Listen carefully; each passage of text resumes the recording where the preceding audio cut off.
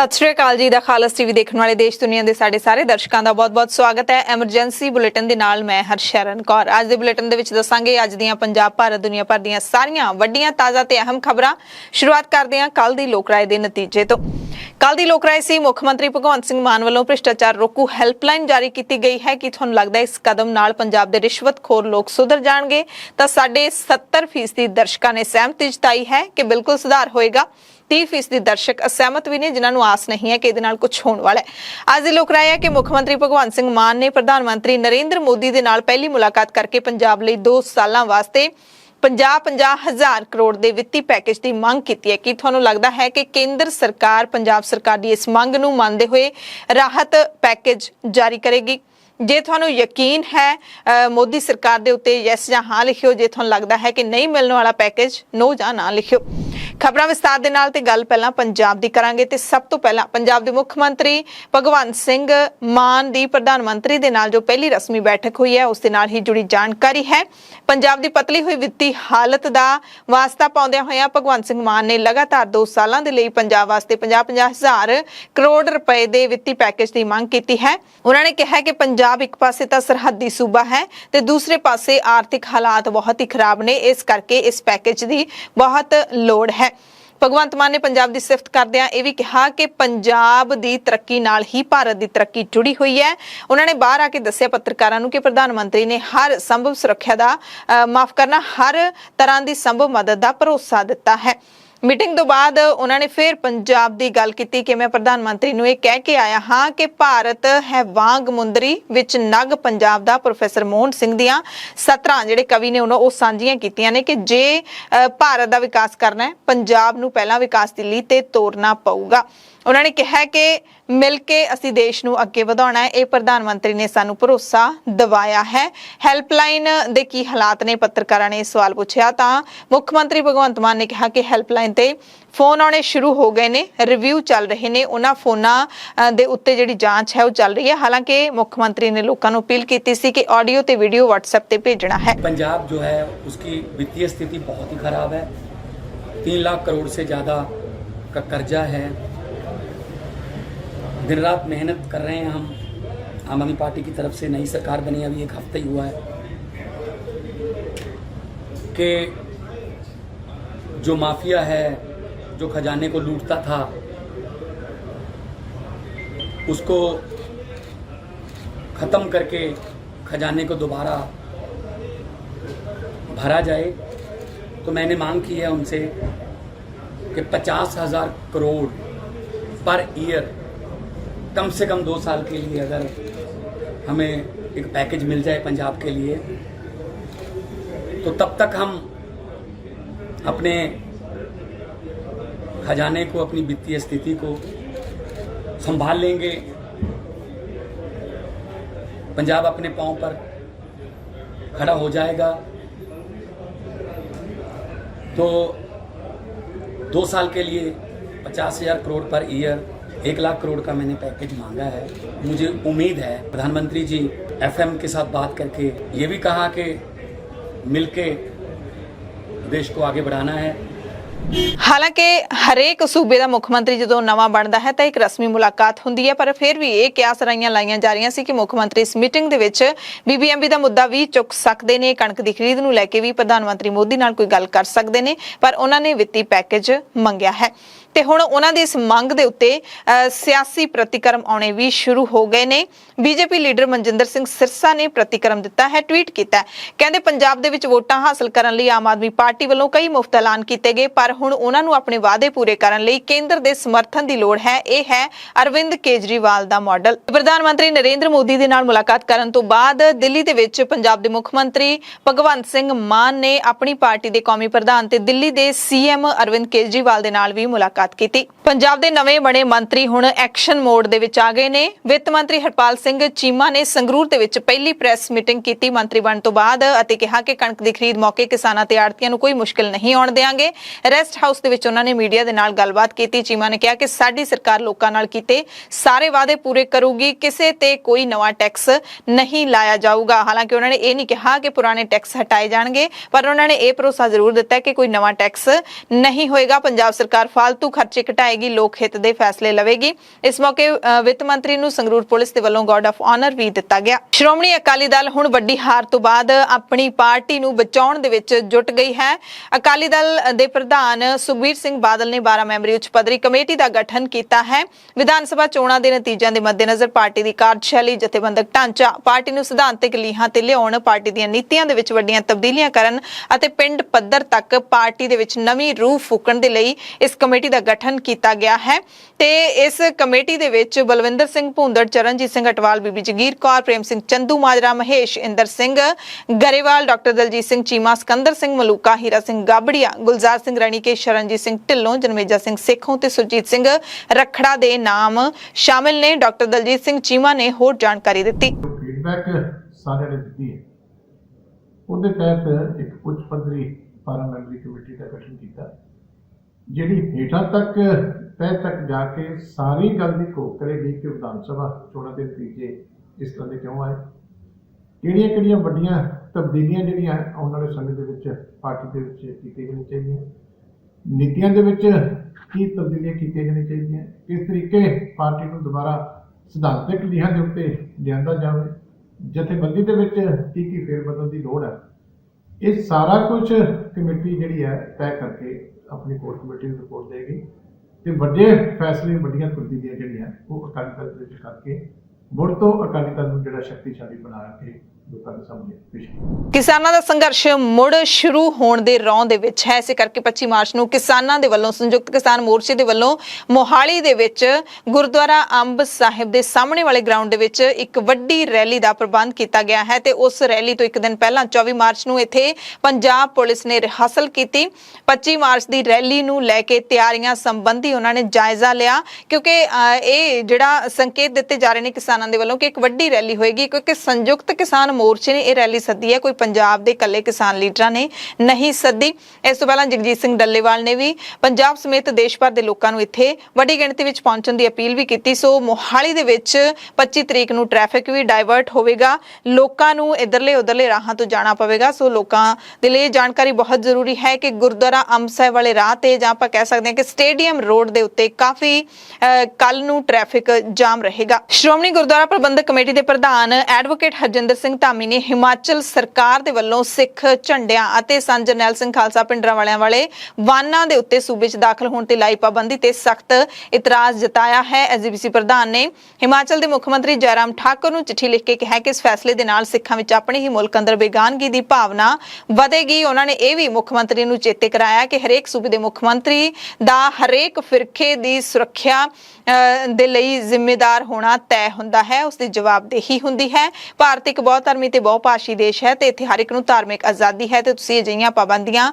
ਨਹੀਂ ਲਾ ਸਕਦੇ। ਸੂਬੇ ਦੇ ਮੁੱਖ ਮੰਤਰੀ ਦੇਸ਼ ਦੇ ਨਾਗਰਿਕਾਂ ਦੀ ਆਜ਼ਾਦੀ ਵਿੱਚ ਅੜਿੱਕਾ ਨਹੀਂ ਬਣ ਸਕਦੇ। ਉਹਨਾਂ ਨੇ ਇਸ ਗੱਲ ਤੇ ਅਫਸੋਸ ਜਤਾਇਆ ਹੈ ਕਿ ਪੁਲਿਸ ਪ੍ਰਸ਼ਾਸਨ ਨੂੰ ਰੋਕਣ ਦੀ ਬਜਾਏ ਹਿਮਾਚਲ ਦੇ ਮੁੱਖ ਮੰਤਰੀ ਜੈਰਾਮ ਠਾਕੁਰ ਨੇ ਸਿੱਖ ਭਾਵਨਾਵਾਂ ਦੇ ਵਿਰੁੱਧ ਬਿਆਨਬਾਜ਼ੀ ਕੀਤੀ ਹੈ। ਉਹਨਾਂ ਨੇ ਇਹ ਵੀ ਯਾਦ ਕਰਵਾਇਆ ਕਿ ਹਿਮਾਚਲ ਦੇ ਮੁੱਖ ਮੰਤਰੀ ਨੂੰ ਇਹ ਨਹੀਂ ਭੁੱਲਣਾ ਚਾਹੀਦਾ ਕਿ ਜੇ ਅੱਜ ਪੂਰਾ ਮੁਲਕ ਆਜ਼ਾਦੀ ਦਾ ਨਿੱਘ ਮਾਣ ਰਿਹਾ ਤਾਂ ਉਹਦੇ ਵਿੱਚ ਸਿੱਖਾਂ ਦੀ ਵੱਡੀ ਭੂਮਿਕਾ ਹੈ ਤੇ ਸਿੱਖਾਂ ਦੀ ਭੂਮਿਕਾ ਦੇ ਬਦੌਲਤ ਹੀ ਆਜ਼ਾਦੀ ਮਿਲੀ ਹੈ ਇਸ ਮੁਲਕ ਨੂੰ। ਤੇ ਹਿਮਾਚਲ ਦੇ ਮੁੱਖ ਮੰਤਰੀ ਨੇ ਬਿਆਨ ਕੀ ਦਿੱਤਾ ਸੀ ਉਹ ਵੀ ਅਸੀਂ ਤੁਹਾਨੂੰ ਦੱਸਦੇ ਹਾਂ। पंजाब के जो टूरिस्ट जो हिमाचल प्रदेश में आए थे, कुछ झंडे लगा करके अपनी गाड़ी में घूम रहे थे और जिसमें ये पाया गया है कि वो झंडे जो लगाए गए, निशान साहब के प्रति हमारा पूरा सम्मान है, लेकिन जिस प्रकार से उसमें कुछ और चीज़ों का उसमें जिक्र हुआ है वो चिंता का विषय है और उन चीज़ों की इजाज़त नहीं दी जा सकती है। भिंडरांवाले का चित्र होना और उसके साथ में कुछ और चीज़ों का भी जिक्र होना उसमें वो दुर्भाग्यपूर्ण है। मैं समझता हूँ कि ये सारे मामले को पंजाब सरकार के साथ जिस तर्ज पर उठाने की जरूरत थी हमने उठाया है। सो हिमाचल के मुख्यमंत्री कह रहे हैं कि केसरी निशान साहिब ते सानू कोई इतराज नहीं है, पर संत जरनैल सिंह भिंडरांवाले दी तस्वीरां वाले वाहनां दा इत्थे आउणा इतराज योग है ते इस दे लई भी चिट्ठी दे विच एसजीपीसी प्रधान ने मुख्यमंत्री नूं समझाया कि जरनैल सिंह खालसा भिंडरांवाले सिखां दे कौमी शहीद ने, सिखां दे सर्वोच्च अस्थान श्री अकाल तख्त साहिब तो उन्हां नूं शहीद दा खिताब दिता होया है। सिख पंथ दे विच एक बड़ा ही गंभीर मसला खड़ा हो गया है ते इह मसला है श्री गुरु ग्रंथ साहिब जी दी बाणी दे नाल छेड़छाड़ दा मसला ते इत्ते हुण श्री अकाल तख्त साहिब दे कार्यकारी जथेदार ज्ञानी हरप्रीत सिंह ने भी सख्त नोटिस लिया है। ਗਿਆਨੀ ਹਰਪ੍ਰੀਤ ਸਿੰਘ ਨੇ ਅਮਰੀਕਾ ਦੇ ਸਿੱਖ ਬੁੱਕ ਕਲੱਬ ਪਬਲਿਸ਼ਰ ਦੇ ਵੱਲੋਂ ਬਿਨਾਂ ਇਜਾਜ਼ਤ ਤੋਂ ਸ੍ਰੀ ਗੁਰੂ ਗ੍ਰੰਥ ਸਾਹਿਬ ਜੀ ਦੇ ਸਰੂਪ ਛਾਪਣ ਦਾ ਗੰਭੀਰ ਨੋਟਿਸ ਲਿਆ ਹੈ। ਅਮਰੀਕੀ ਪਬਲਿਸ਼ਰ ਨੂੰ ਤਾੜਨਾ ਦਿੱਤੀ ਹੈ। ਜਥੇਦਾਰ ਹਰਪ੍ਰੀਤ ਸਿੰਘ ਨੇ ਕਿਹਾ ਕਿ ਦੇਸ਼ ਵਿਦੇਸ਼ ਵਿੱਚ ਕਿਤੇ ਵੀ ਸ੍ਰੀ ਗੁਰੂ ਗ੍ਰੰਥ ਸਾਹਿਬ ਜੀ ਦੀ ਗੁਰਬਾਣੀ ਦੇ ਨਾਲ ਛੇੜਛਾੜ ਕਰਨ ਦਾ ਕਿਸੇ ਨੂੰ ਹੱਕ ਨਹੀਂ ਹੈ। ਉਹਨਾਂ ਨੇ ਕਿਹਾ ਕਿ ਗੁਰੂ ਗ੍ਰੰਥ ਸਾਹਿਬ ਜੀ ਦੀ ਪ੍ਰਕਾਸ਼ਨਾ ਦੇ ਲਈ ਸ੍ਰੀ ਅਕਾਲ ਤਖਤ ਸਾਹਿਬ ਦੀ ਮਨਜ਼ੂਰੀ ਲਾਜ਼ਮੀ ਕੀਤੀ ਗਈ ਹੈ ਤੇ ਹਾਲੇ ਤੱਕ ਪੂਰੀ ਦੁਨੀਆ ਦੇ ਵਿੱਚ ਜੇ ਕਿਤੇ ਸ੍ਰੀ ਗੁਰੂ ਗ੍ਰੰਥ ਸਾਹਿਬ ਜੀ ਛਾਪਣ ਦੀ ਮਨਜ਼ੂਰੀ ਹੈ ਤਾਂ ਉਹ ਅੰਮ੍ਰਿਤਸਰ ਦੇ ਵਿੱਚ ਗੁਰੂ ਰਾਮਦਾਸ ਜੀ ਪ੍ਰਿੰਟਿੰਗ ਪ੍ਰੈਸ ਨੂੰ ਹੀ ਹੈ, ਜੋ ਕਿ SGPC ਦੇ ਅਧੀਨ ਹੈ। ਗਿਆਨੀ ਹਰਪ੍ਰੀਤ ਸਿੰਘ ਨੇ ਸਖਤ ਇਤਰਾਜ਼ ਜਤਾਉਂਦੇ ਹੋਏ 5 ਸਿੱਖ ਵਿਦਵਾਨਾਂ ਦੀ ਕਮੇਟੀ ਗਠਿਤ ਕਰ ਦਿੱਤੀ ਹੈ, ਰਿਪੋਰਟ ਮੰਗ ਲਈ ਹੈ। ਦਰਅਸਲ ਪਬਲਿਸ਼ਰ ਥਮਿੰਦਰ ਸਿੰਘ ਆਨੰਦ ਦੇ ਵੱਲੋਂ ਸ੍ਰੀ ਗੁਰੂ ਗ੍ਰੰਥ ਸਾਹਿਬ ਜੀ ਦੇ ਸਰੂਪਾਂ ਦੀ ਛਪਾਈ ਦੀ ਖਬਰ ਮਿਲਦਿਆਂ ਹੀ ਗਿਆਨੀ ਹਰਪ੍ਰੀਤ ਸਿੰਘ ਨੇ ਆਪਣਾ ਇਹ ਸਖਤ ਪ੍ਰਤੀਕਰਮ ਭੇਜਿਆ ਹੈ। ਥਮਿੰਦਰ ਸਿੰਘ ਵੱਲੋਂ ਪਹਿਲਾਂ ਵੀ ਸ੍ਰੀ ਗੁਰੂ ਗ੍ਰੰਥ ਸਾਹਿਬ ਜੀ ਦੇ ਪਾਵਨ ਸਰੂਪ ਚੀਨ ਤੋਂ ਛਪਾ ਕੇ ਅਮਰੀਕਾ ਭੇਜੇ ਜਾਂਦੇ ਰਹੇ ਨੇ। ਉਸ ਦੇ ਖਿਲਾਫ ਅੰਮ੍ਰਿਤਸਰ ਪੁਲਿਸ ਦੇ ਵੱਲੋਂ FIR ਵੀ ਦਰਜ ਕੀਤੀ ਗਈ ਸੀ, ਜਿਸ ਦਾ ਪੰਜਾਬ ਹਰਿਆਣਾ ਹਾਈ ਕੋਰਟ ਦੇ ਵਿੱਚ ਕੇਸ ਚੱਲ ਰਿਹਾ ਹੈ। ਜਥੇਦਾਰ ਗਿਆਨੀ ਹਰਪ੍ਰੀਤ ਸਿੰਘ ਨੇ ਗੁਰਦੁਆਰਾ ਪ੍ਰਬੰਧਕ ਕਮੇਟੀਆਂ, ਸਿੱਖ ਸੰਪਰਦਾਵਾਂ ਅਤੇ ਸੰਗਤਾਂ ਨੂੰ ਥਮਿੰਦਰ ਸਿੰਘ ਵਿਰੁੱਧ ਮੁਹਿੰਮ ਛੇੜਨ ਦੇ ਲਈ ਕਿਹਾ ਹੈ। ਅਮਰੀਕਾ ਦੇ ਵਿੱਚ ਵਸਦੇ ਇੱਕ ਹੋਰ ਸਿੱਖ ਓਂਕਾਰ ਸਿੰਘ ਉੱਤੇ ਵੀ ਅਜਿਹੇ ਦੋਸ਼ ਲੱਗੇ ਸੀ, ਪਰ ਮਾਮਲਾ ਸ੍ਰੀ ਅਕਾਲ ਤਖਤ ਸਾਹਿਬ ਦੇ ਧਿਆਨ ਵਿੱਚ ਆਉਣ ਤੋਂ ਬਾਅਦ ਪ੍ਰਕਾਸ਼ਨਾ ਬੰਦ ਕਰ ਦਿੱਤੀ ਗਈ ਸੀ। ਜਥੇਦਾਰ ਹਰਪ੍ਰੀਤ ਸਿੰਘ ਨੇ ਹੋਰ ਕੀ ਕੁਝ ਕਿਹਾ ਹੈ ਇਸ ਬਹੁਤ ਹੀ ਗੰਭੀਰ ਮਸਲੇ ਤੇ, ਉਹ ਸਾਰਾ ਤੁਹਾਨੂੰ ਸੁਣਾਉਂਦੇ ਆ। ਸਾਡੇ ਕੱਲ ਇੱਕ ਮਾਮਲਾ ਜਿਹੜਾ ਹੈ ਉਹ ਧਿਆਨ 'ਚ ਆਇਆ ਕਿ ਅਮਰੀਕਾ ਦੇ ਵਿੱਚ LA ਦੇ ਵਿੱਚ ਸਿੱਖ ਬੁੱਕ ਕਲੱਬ ਦੇ ਇੱਕ ਥਮਿੰਦਰ ਸਿੰਘ ਕੋਈ ਆਨੰਦ ਨੇ, ਉਹਨਾਂ ਨੇ ਸ੍ਰੀ ਗੁਰੂ ਗ੍ਰੰਥ ਸਾਹਿਬ ਸੱਚੇ ਪਾਤਸ਼ਾਹ ਦੇ ਪਾਵਨ ਪਵਿੱਤਰ ਸਰੂਪ ਨੂੰ ਪਬਲਿਸ਼ ਜਿਹੜਾ ਹੈ ਉਹ ਕੀਤਾ, ਆਨਲਾਈਨ ਮੁਹੱਈਆ ਜਿਹੜਾ ਈਮੇਲ ਰਾਹੀਂ ਕਰਵਾਇਆ, ਔਰ ਇਹ ਵੀ ਪਤਾ ਲੱਗਿਆ ਕਿ ਉਹ ਪ੍ਰਿੰਟ ਵੀ ਕਰ ਰਹੇ ਆ, ਔਰ ਉਸ ਪਾਵਨ ਸਰੂਪ ਦੇ ਵਿੱਚ ਬਹੁਤ ਸਾਰੀਆਂ ਜਿਹੜੀਆਂ ਨੇ ਉਹ ਗਲਤੀਆਂ ਕੀਤੀਆਂ ਜਾ ਰਹੀਆਂ ਨੇ। ਖਾਸ ਤੌਰ ਦੇ ਉੱਤੇ ਬੇਲੋੜੀਆਂ ਜਿਹੜੀਆਂ ਨੇ ਬਿੰਦੀਆਂ ਜਿਹੜੀਆਂ ਨੇ ਉਹ ਲਗਾਈਆਂ ਜਾ ਰਹੀਆਂ ਨੇ। ਇਹ ਇੱਕ ਕਿਸਮ ਦਾ ਗੁਰਬਾਣੀ ਦੇ ਨਾਲ ਛੇੜਛਾੜ ਹੈ ਜਿਹੜੀ ਸਿੱਖ ਸੰਗਤ ਕਿਸੇ ਵੀ ਕੀਮਤ ਦੇ ਉੱਤੇ ਬਰਦਾਸ਼ਤ ਨਹੀਂ ਕਰੇਗੀ। ਇਸ ਵਿਅਕਤੀ ਵੱਲੋਂ ਪਹਿਲਾਂ ਵੀ ਚਾਈਨਾ ਤੋਂ ਸ੍ਰੀ ਗੁਰੂ ਗ੍ਰੰਥ ਸਾਹਿਬ ਜੀ ਦੇ ਸਰੂਪ ਜਿਹੜੇ ਆ ਉਹ ਛਪਵਾ ਕੇ ਤੇ ਉਸ ਨੂੰ ਕੈਨੇਡਾ ਤੇ ਅਮਰੀਕਾ ਦੇ ਵਿੱਚ ਜਿਹੜਾ ਇਸ ਨੇ ਹੁਣ ਇਹਨੇ ਨਵਾਂ ਜਿਹੜਾ ਇਹ ਕੰਮ ਕੀਤਾ ਹੈਗਾ, ਸ੍ਰੀ ਗੁਰੂ ਗ੍ਰੰਥ ਸਾਹਿਬ ਜੀ ਦਾ ਆਪ ਸਰੂਪ ਉੱਥੇ ਛਾਪ ਕੇ, ਸਭ ਤੋਂ ਵੱਡੀ ਗੱਲ ਕਿ ਇਹਨੇ ਉਸ ਸਰੂਪ ਦੇ ਵਿੱਚ ਬਹੁਤ ਸਾਰੀਆਂ ਬਿੰਦੀਆਂ ਜਿਹੜੀਆਂ ਨੇ ਉਹ ਲਗਾ ਦਿੱਤੀਆਂ ਨੇ। ਔਰ ਇਹ ਵੀ ਪਤਾ ਲੱਗਿਆ, ਜਾਣਕਾਰੀ ਜਿਹੜੀ ਸਾਡੇ ਕੋਲ ਪਹੁੰਚੀ ਹੈ ਕਿ ਇਸ ਨੇ ਮੰਦਾਵਨੀ ਤੋਂ ਬਾਅਦ ਇੱਕ ਪੇਜ ਖਾਲੀ ਛੱਡ ਕੇ ਉਸ ਤੋਂ ਬਾਅਦ ਜਿਹੜਾ ਹੈ ਉਹ ਰਾਗਮਾਲਾ ਨੂੰ ਛਾਪਿਆ। ਇਹ ਜਿੱਥੇ ਪੰਥਕ ਮਰਿਆਦਾ ਦੀ ਉਲੰਘਣਾ ਹੈ, ਸਿੱਖ ਰਹਿਤ ਮਰਿਆਦਾ ਦੀ ਉਲੰਘਣਾ ਹੈ, ਉੱਥੇ ਸ੍ਰੀ ਅਕਾਲ ਤਖਤ ਸਾਹਿਬ ਵੱਲੋਂ ਜਿਹੜਾ 2003 ਦੇ ਵਿੱਚ ਫੈਸਲਾ ਹੋਇਆ ਸੀ ਉਹਨੂੰ ਸਿੱਧੀ ਚੁਣੌਤੀ ਹੈ। ਉੱਥੇ ਇਹ ਗੁਰਬਾਣੀ ਦੀ ਪ੍ਰਮਾਣਿਕਤਾ ਤੇ ਵੀ ਇੱਕ ਕਿਸਮ ਦਾ ਹੈ ਉਹ ਹਮਲਾ ਹੈ। ਵੱਧ ਤੋਂ ਵੱਧ ਗਿਣਤੀ ਦੇ ਵਿੱਚ ਇਸ ਜਿਹੜਾ ਘਿਨਾਉਣਾ ਕੰਮ ਹੋਇਆ ਇਹਦੇ ਖਿਲਾਫ ਦੁਨੀਆ ਭਰ ਦੀਆਂ ਸਿੱਖ ਸੰਗਤਾਂ ਜਿਹੜੀਆਂ ਉਹ ਜ਼ੋਰਦਾਰ ਮੁਹਿੰਮ ਵਿੱਢਣ ਤਾਂ ਕਿ ਭਵਿੱਖ ਦੇ ਵਿੱਚ ਕੋਈ ਅਜਿਹੀਆਂ ਜਿਹੜੀਆਂ ਕੋਝੀਆਂ ਹਰਕਤਾਂ ਜਿਹੜੀਆਂ ਉਹ ਨਾ ਕਰ ਸਕੇ। ਮੈਂ ਇਹ ਸਾਰੀਆਂ ਸੰਗਤਾਂ ਨੂੰ ਅਪੀਲ ਕਰਦਾ। ਅਕਾਲ ਤਖਤ ਸਾਹਿਬ ਵੱਲੋਂ ਕੋਈ ਐਕਸ਼ਨ ਕੀਤਾ ਜਾ ਰਿਹਾ? ਸ੍ਰੀ ਅਕਾਲ ਤਖਤ ਸਾਹਿਬ ਵੱਲੋਂ ਇੱਕ ਇਸ ਤਰ੍ਹਾਂ ਦੇ ਮਾਮਲਿਆਂ ਨੂੰ ਨਜਿੱਠਣ ਵਾਸਤੇ ਕਮੇਟੀ ਜਿਹੜੀ ਹੈ ਬਣੀ ਹੈ ਤੇ ਉਸ ਕਮੇਟੀ ਨੂੰ ਜਿਹੜਾ ਦੁਬਾਰਾ ਕੇਸ ਜਿਹੜਾ ਹੈ ਉਹ ਹੈਂਡਓਵਰ ਕਰ ਦਿੱਤਾ ਹੈ। ਇਹ ਕੇਸ ਵੀ ਜਿਹੜਾ ਹੈਂਡਓਵਰ ਕਰ ਦਿੱਤਾ ਹੈ। 26 ਤਰੀਕ ਨੂੰ ਮੇਰੀ ਜਿਹੜੀ ਜਾਣਕਾਰੀ ਮਿਲੀ ਹੈ ਕਿ ਇਸ ਕਮੇਟੀ ਨੇ ਤਤਕਾਲ ਫੌਰੀ ਤੌਰ ਦੇ ਉੱਤੇ ਇਸ ਮਸਲੇ ਦੇ ਉੱਤੇ ਵਿਚਾਰ ਕਰਨ ਵਾਸਤੇ ਆਪਣੀ ਮੀਟਿੰਗ ਬੁਲਾ ਲਈ ਹੈ। ਰਿਪੋਰਟ ਸ੍ਰੀ ਅਕਾਲ ਤਖਤ ਸਾਹਿਬ ਤੇ ਪਹੁੰਚੇਗੀ। ਤੇ ਸੰਗੀਨ ਮਾਮਲਾ ਸਤਿੰਦਰ ਸਿੰਘ ਨਾਮ ਦੇ ਨੌਜਵਾਨ ਨੇ ਵੀ ਸਾਹਮਣੇ ਲਿਆਂਦਾ। ਫੇਸਬੁੱਕ ਤੇ ਉਹਨਾਂ ਨੇ ਪੋਸਟ ਕਰਕੇ ਇਹ ਜਾਣਕਾਰੀ ਦਿੱਤੀ ਕਿ ਜਿਹੜਾ ਥਮਿੰਦਰ ਸਿੰਘ ਆਨੰਦ ਹੈ ਅਮਰੀਕਾ ਦੇ ਵਿਵਾਦਿਤ ਸਿੱਖ ਬੁੱਕ ਕਲੱਬ ਨੂੰ ਚਲਾਉਣ ਵਾਲਾ, ਉਸਨੇ ਹੁਣ ਇੱਕ ਨਵਾਂ ਹੀ ਕਾਰਨਾਮਾ ਕਰਕੇ ਦਿਖਾ ਦਿੱਤਾ ਹੈ। ਬਹੁਤ ਹੀ ਸ਼ਰਮਨਾਕ। ਸ਼੍ਰੋਮਣੀ ਕਮੇਟੀ ਵੱਲੋਂ ਪੰਥ ਪ੍ਰਵਾਨਿਤ ਪਾਵਨ ਸ੍ਰੀ ਗੁਰੂ ਗ੍ਰੰਥ ਸਾਹਿਬ ਜੀ ਦੇ ਸਰੂਪ ਤੋਂ ਵੱਖ ਬਿੰਦੀਆਂ ਤੇ ਨਵੀਆਂ ਲਗਾ ਮਾਤਰਾਂ ਲਾ ਕੇ ਇੱਕ ਸਰੂਪ ਸੋਧੇ ਹੋਏ ਸਰੂਪ ਦਾ ਨਾਮ ਦੇ ਕੇ ਆਨਲਾਈਨ ਛਪਵਾਇਆ ਜਾ ਰਿਹਾ ਤੇ ਅਮਰੀਕਾ ਦੇ ਵਿੱਚ ਫ੍ਰੀ ਵੰਡਿਆ ਜਾ ਰਿਹਾ ਹੈ ਤੇ ਕਿਸੇ ਵੱਡੀ ਸਾਜ਼ਿਸ਼ ਤੋਂ ਘੱਟ ਨਹੀਂ ਜਾਪਦਾ। ਚੀਨ ਤੋਂ ਸ੍ਰੀ ਗੁਰੂ ਗ੍ਰੰਥ ਸਾਹਿਬ ਜੀ ਦੇ ਸਰੂਪ ਛਪਵਾ ਕੇ ਡਾਕ ਰਾਹੀਂ ਪਹਿਲਾਂ ਇਹ ਵਿਦੇਸ਼ਾਂ ਦੇ ਵਿੱਚ ਭੇਜਦਾ ਸੀ ਥਮਿੰਦਰ ਸਿੰਘ ਆਨੰਦ, ਜਿਸ ਦੇ ਨਾਲ ਸ੍ਰੀ ਗੁਰੂ ਗ੍ਰੰਥ ਸਾਹਿਬ ਜੀ ਦੇ ਪਾਵਨ ਸਰੂਪਾਂ ਦੀ ਬੇਅਦਬੀ ਵੀ ਹੁੰਦੀ ਸੀ ਤੇ ਸ੍ਰੀ ਅਕਾਲ ਤਖਤ ਸਾਹਿਬ ਵੱਲੋਂ ਤਾੜਨਾ ਕਰਨ ਤੋਂ ਬਾਅਦ ਇਹ ਰੁਕ ਗਿਆ ਸੀ ਆਪਣੀਆਂ ਘਟੀਆ ਦੀਆਂ ਕਾਰਵਾਈਆਂ ਤੋਂ ਤੇ ਹੁਣ ਇਸ ਸੋਧੇ ਹੋਏ ਸਰੂਪ ਦੇ ਨਾਮ ਦੇ ਉੱਤੇ ਅਜਿਹੀ ਜਿਹੜੀ ਹਰਕਤ ਕਰ ਰਿਹਾ ਤਾਂ ਇਹ ਬਹੁਤ ਹੀ ਵੱਡੇ ਪਾਪਾਂ ਦਾ ਭਾਗੀਦਾਰ ਬਣ ਰਿਹਾ ਹੈ। ਸਿੱਖ ਕੌਮ ਮੰਨਦੀ ਹੈ ਤੇ ਸਤਿੰਦਰ ਸਿੰਘ ਨੇ ਜਾਣਕਾਰੀ ਦਿੱਤੀ ਕਿ ਉਹਦੇ ਵੱਲੋਂ ਥਮਿੰਦਰ ਸਿੰਘ ਆਨੰਦ ਦੇ ਵੱਲੋਂ ਦਾਅਵਾ ਵੀ ਕੀਤਾ ਜਾ ਰਿਹਾ ਹੈ ਕਿ ਉਹਨੇ 20 ਸਾਲ ਪੁਰਾਣੀ ਅਕਾਲ ਤਖਤ ਸਾਹਿਬ ਦੇ ਸਾਬਕਾ ਜਥੇਦਾਰ ਜੋਗਿੰਦਰ ਸਿੰਘ ਵਿਦਾਂਤੀ ਅਤੇ ਜੋਗਿੰਦਰ ਸਿੰਘ ਤਲਵਾੜਾ ਵਾਲੀ ਕਮੇਟੀ ਦੀ ਰਿਪੋਰਟ ਦੇ ਆਧਾਰ ਤੇ ਇਸ ਸਰੂਪ ਦੇ ਪਾਠਾਂ ਨੂੰ ਸੋਧਿਆ ਹੈ, ਜਦਕਿ ਸ਼੍ਰੋਮਣੀ ਕਮੇਟੀ ਨੇ 26 ਮਾਰਚ 1996 ਵਾਲੀ ਕਮੇਟੀ ਦੀ ਸ੍ਰੀ ਗੁਰੂ ਗ੍ਰੰਥ ਸਾਹਿਬ ਜੀ ਦੇ 1106 ਅੰਗਾਂ ਵਾਲੀ ਅਧੂਰੀ ਰਿਪੋਰਟ ਕਦੇ ਵੀ ਪ੍ਰਵਾਨ ਨਹੀਂ ਕੀਤੀ। ਤੇ ਸਤਿੰਦਰ ਸਿੰਘ ਨੇ ਵੀ ਮੰਗ ਕੀਤੀ ਸੀ ਕਿ ਸ਼੍ਰੋਮਣੀ ਗੁਰਦੁਆਰਾ ਪ੍ਰਬੰਧਕ ਕਮੇਟੀ ਤੇ ਸ੍ਰੀ ਅਕਾਲ ਤਖਤ ਸਾਹਿਬ ਦੇ ਜਥੇਦਾਰ ਇਸ ਮਸਲੇ ਦੀ ਗੰਭੀਰਤਾ ਨੂੰ ਦੇਖਦੇ ਹੋਏ ਸਰੂਪ ਦੀ ਛਪਵਾਈ, ਆਨਲਾਈਨ ਵੰਡਣਾ ਤੇ ਪ੍ਰਿੰਟਿੰਗ ਤੁਰੰਤ ਬੰਦ ਕਰਵਾਉਣ ਦਾ ਹੁਕਮ ਜਾਰੀ ਕਰਨ। ਸ੍ਰੀ ਅਕਾਲ ਤਖਤ ਸਾਹਿਬ ਤੋਂ ਪਹਿਲਾਂ ਹੀ ਕਿਸੇ ਨੂੰ ਵੀ ਸ੍ਰੀ ਗੁਰੂ ਗ੍ਰੰਥ ਸਾਹਿਬ ਜੀ ਦੇ ਸਰੂਪ ਛਾਪਣ ਦੀ ਮਨਾਹੀ ਹੈ। ਸਿਰਫ SGPC ਹੀ ਦੁਨੀਆ ਭਰ ਵਿੱਚ ਸ੍ਰੀ ਗੁਰੂ ਗ੍ਰੰਥ ਸਾਹਿਬ ਜੀ ਦੇ ਪਾਵਨ ਸਰੂਪਾਂ ਦੀ ਛਪਵਾਈ ਕਰ ਸਕਦੀ ਹੈ। ਸੋ ਹੁਣ ਅਕਾਲ ਤਖਤ ਸਾਹਿਬ ਦੇ ਜਥੇਦਾਰ ਨੇ ਇਹ ਸੁਨੇਹਾ ਦਿੱਤਾ ਹੈ ਪੂਰੇ ਦੇਸ਼ ਦੁਨੀਆ ਦੇ ਵਿੱਚ ਵਸਦੇ ਸਿੱਖਾਂ ਨੂੰ, ਕਮੇਟੀਆਂ ਨੂੰ, ਪ੍ਰਬੰਧਕ ਕਮੇਟੀਆਂ ਨੂੰ, ਸੰਪਰਦਾਵਾਂ ਨੂੰ ਕਿ ਇਸ ਬੰਦੇ ਦਾ ਥਮਿੰਦਰ ਸਿੰਘ ਆਨੰਦ ਦਾ ਤਿੱਖਾ ਵਿਰੋਧ ਕੀਤਾ ਜਾਵੇ। ਹੁਣ ਦੇਖਣਾ ਇਹ ਬਣਦਾ ਹੈ ਕਿ ਪੂਰੀ ਦੁਨੀਆ ਦੇ ਵਿੱਚੋਂ ਸਿੱਖ ਇਸ ਗੰਭੀਰ ਮਸਲੇ ਦੇ ਉੱਤੇ, ਕਿਉਂਕਿ ਸਿੱਖ ਮੰਨਦੇ ਨੇ ਕਿ ਸ੍ਰੀ ਗੁਰੂ ਗ੍ਰੰਥ ਸਾਹਿਬ ਜੀ ਉਹਨਾਂ ਦੇ ਲਈ ਸਭ ਤੋਂ ਉੱਪਰ ਨੇ ਤੇ ਆਪਣੇ ਗੁਰੂ ਦੇ ਬਾਰੇ ਜੇ ਅਜਿਹਾ ਕੁਝ ਹੋ ਰਿਹਾ ਤਾਂ ਕਿੰਨੇ ਕੁ ਲੋਕ ਖੜੇ ਹੁੰਦੇ ਨੇ, ਇਹ ਦੇਖਣਾ ਅਹਿਮ ਰਹੇਗਾ। ਸ਼੍ਰੋਮਣੀ ਅਕਾਲੀ ਦਲ ਦੇ ਸਰਪ੍ਰਸਤ ਅਤੇ ਪੰਜਾਬ ਦੇ ਸਾਬਕਾ ਮੁੱਖ ਮੰਤਰੀ ਪ੍ਰਕਾਸ਼ ਸਿੰਘ ਬਾਦਲ ਨੇ ਇੱਕ ਬਿਆਨ ਦਿੱਤਾ ਹੈ SGPC ਨੂੰ ਲੈ ਕੇ। ਉਹਨਾਂ ਨੇ ਕਿਹਾ ਕਿ ਸ਼੍ਰੋਮਣੀ ਅਕਾਲੀ ਦਲ ਦੀ ਨਜ਼ਰ ਹੁਣ SGPC ਦੀਆਂ ਚੋਣਾਂ ਤੇ ਹੋਏਗੀ। ਵਰਕਰਾਂ ਨੂੰ SGPC ਕਮੇਟੀ ਦੀਆਂ ਚੋਣਾਂ ਲਈ ਤਿਆਰ ਰਹਿਣ ਦੇ ਲਈ ਉਹਨਾਂ ਨੇ ਕਹਿ ਦਿੱਤਾ ਹੈ ਅਤੇ ਕਮੇਟੀ ਦੇ ਉੱਤੇ ਕਬਜ਼ੇ ਤੋਂ ਸੁਚੇਤ ਰਹਿਣ ਦੀ ਲੋੜ ਵੀ ਦੱਸੀ ਹੈ ਆਪਣੇ ਵਰਕਰਾਂ ਨੂੰ। ਕਹਿੰਦੇ ਨਹੀਂ ਤਾਂ ਗੁਰਦੁਆਰਾ ਸਾਹਿਬ ਦੇ ਵਿੱਚ ਵੀ ਕੇਜਰੀਵਾਲ ਜਾਂ ਕਿਸੇ ਹੋਰ ਦਾ ਬੋਲਬਾਲਾ ਹੋ ਜਾਊਗਾ, ਤੁਸੀਂ ਸੁਚੇਤ ਰਹੋ। ਇਲੈਕਸ਼ਨ ਹੈ ਤਾਂ ਕਿਤੇ ਵੋਟ ਪਾ ਦਿਓ ਮਰਜ਼ੀ ਹੈ, ਪਰ ਗੁਰਦੁਆਰਾ ਇਲੈਕਸ਼ਨ ਜਿਹੜਾ ਹੈ ਉਹਦੇ ਵਾਸਤੇ ਸਾਨੂੰ ਸੋਚਣਾ ਚਾਹੀਦਾ ਹੈ ਕਿ ਉਹ ਗੈਰਾਂ ਦੇ ਹੱਥਾਂ 'ਚ ਉਹਨਾਂ ਦਾ ਇੰਤਜ਼ਾਮ ਆ ਗਿਆ ਤਾਂ ਫਿਰ ਇੱਥੇ ਉਹੀ ਕੇਸਰੀ ਜਿੱਥੇ ਗੁਰੂ ਸਾਹਿਬਾਨ ਦਾ ਉੱਥੇ ਕੇਸਰੀਵਾਲ ਦਾ ਜਾਂ ਹੋਰ ਕਿਸੇ ਦਾ ਉੱਥੇ ਜ਼ਿਆਦਾ ਬੋਲਬਾਲਾ ਹੋਏਗਾ। ਇਹ ਤਾਂ ਮੈਂ ਇੱਕ ਵਾਰਨਿੰਗ ਹੀ ਦੇਣਾ। ਦੇਖੋ ਸਰਕਾਰਾਂ ਜਿਹੜੀਆਂ ਕਈ ਵਾਰੀ ਸੌਂ ਖਾ ਕੇ ਝੂਠ ਬੋਲ ਕੇ ਬਣ ਜਾਂਦੀਆਂ, ਲੋਕ ਵਿਸ਼ਵਾਸ ਕਰ ਲੈਂਦੇ। ਦੂਜੇ ਇਲੈਕਸ਼ਨ ਤਾਂ ਕਿਤੇ ਵੋਟ ਪਾ। ਅਹਿਮ ਖਬਰ ਹੈ ਕਿ ਪੰਜਾਬ ਪੁਲਿਸ ਦੇ ਉਹਨਾਂ ਥਾਣੇਦਾਰਾਂ ਦੀਆਂ ਫੀਤੀਆਂ ਲੈਣ ਦੇ ਅਸਾਰ ਬਣਨ ਲੱਗੇ ਨੇ। ਉਹਨਾਂ ਪੁਲਿਸ ਵਾਲਿਆਂ ਦੀ ਸ਼ਾਮਤ ਆ ਗਈ ਹੈ ਜਿਨ੍ਹਾਂ ਦੇ ਮੋਢਿਆਂ ਤੇ ਨਿਯਮ ਤੋੜ ਕੇ ਸਟਾਰ ਲਾਏ ਗਏ ਸੀ।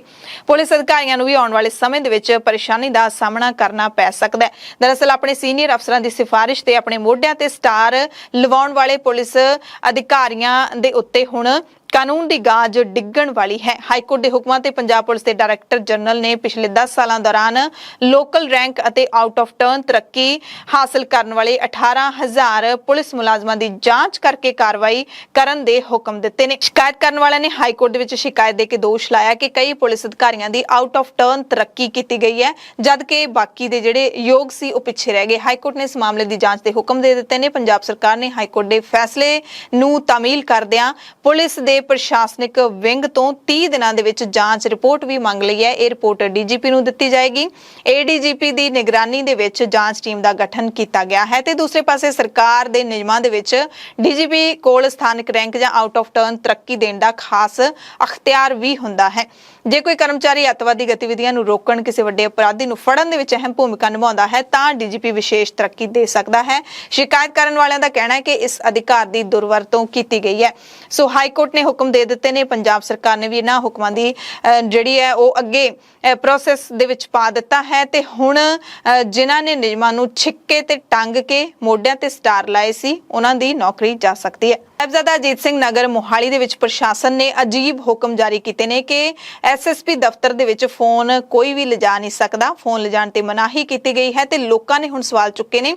ਇੱਕ ਪਾਸੇ ਤਾਂ ਮੁੱਖ ਮੰਤਰੀ ਨੇ ਭ੍ਰਿਸ਼ਟਾਚਾਰ ਨੂੰ ਕਾਬੂ ਕਰਨ ਦੇ ਲਈ ਨੰਬਰ ਜਾਰੀ ਕੀਤਾ ਹੈ। ਉਹ ਕਹਿ ਰਹੇ ਨੇ ਕਿ ਵੀਡੀਓ ਤੇ ਆਡੀਓ ਰਿਕਾਰਡ ਕਰਕੇ ਭੇਜੋ। ਦੂਸਰੇ ਪਾਸੇ ਫੋਨ ਲਿਜਾਣ ਤੇ ਮਨਾਹੀ ਹੈ ਤਾਂ ਕਿਵੇਂ ਅਸੀਂ ਰਿਕਾਰਡ ਕਰ ਸਕਾਂਗੇ? ਇਸ ਤਰ੍ਹਾਂ ਸਰ ਧੱਕਾ ਦੱਸਿਆ ਜਾ ਰਿਹਾ ਹੈ ਕਿ ਰਿਕਾਰਡਿੰਗ ਕਿਵੇਂ ਕਰਾਂਗੇ। ਲੋਕ ਸਭਾ ਮੈਂਬਰ ਡਾਕਟਰ ਅਮਰ ਸਿੰਘ ਪੰਜਾਬ ਤੋਂ ਮੈਂਬਰ ਨੇ ਜਿਨ੍ਹਾਂ ਨੇ ਲੋਕ ਸਭਾ ਦੇ ਵਿੱਚ BBMB ਦਾ ਮੁੱਦਾ ਚੁੱਕਿਆ ਹੈ ਅਤੇ ਮੰਗ ਕੀਤੀ ਹੈ ਕਿ ਪੰਜਾਬ ਦੇ ਹੱਕਾਂ ਨੂੰ ਬਹਾਲ ਕੀਤਾ ਜਾਵੇ। ਇਸ ਦੇ ਨਾਲ ਹੀ ਕਾਂਗਰਸ ਦੇ MP ਗੁਰਜੀਤ ਸਿੰਘ ਔਜਲਾ ਨੇ ਵੀ ਲੋਕ ਸਭਾ ਦੇ ਵਿੱਚ ਮੰਗ ਚੁੱਕੀ ਹੈ ਕਿ ਪੰਜਾਬ ਨੂੰ ਸਪੈਸ਼ਲ ਇਕਨੋਮੀ ਜ਼ੋਨ ਐਲਾਨਿਆ ਜਾਵੇ। ਉਧਰ ਕਾਂਗਰਸ ਦੇ ਵਿਧਾਇਕ ਪ੍ਰਤਾਪ ਸਿੰਘ ਬਾਜਵਾ ਨੇ ਮੁੱਖ ਮੰਤਰੀ ਭਗਵੰਤ ਸਿੰਘ ਮਾਨ ਨੂੰ ਚਿੱਠੀ ਲਿਖੀ ਹੈ। ਪੰਜਾਬ ਵਿਧਾਨ ਸਭਾ ਦੇ ਵਿੱਚ ਬੁੱਤ ਲਾਉਣ ਬਾਰੇ ਅਫਸਰਾਂ ਨੇ ਤੱਥ ਲੁਕਾਏ ਨੇ, ਇਹ ਉਹਨਾਂ ਨੇ ਚਿੱਠੀ ਦੇ ਵਿੱਚ ਕਿਹਾ।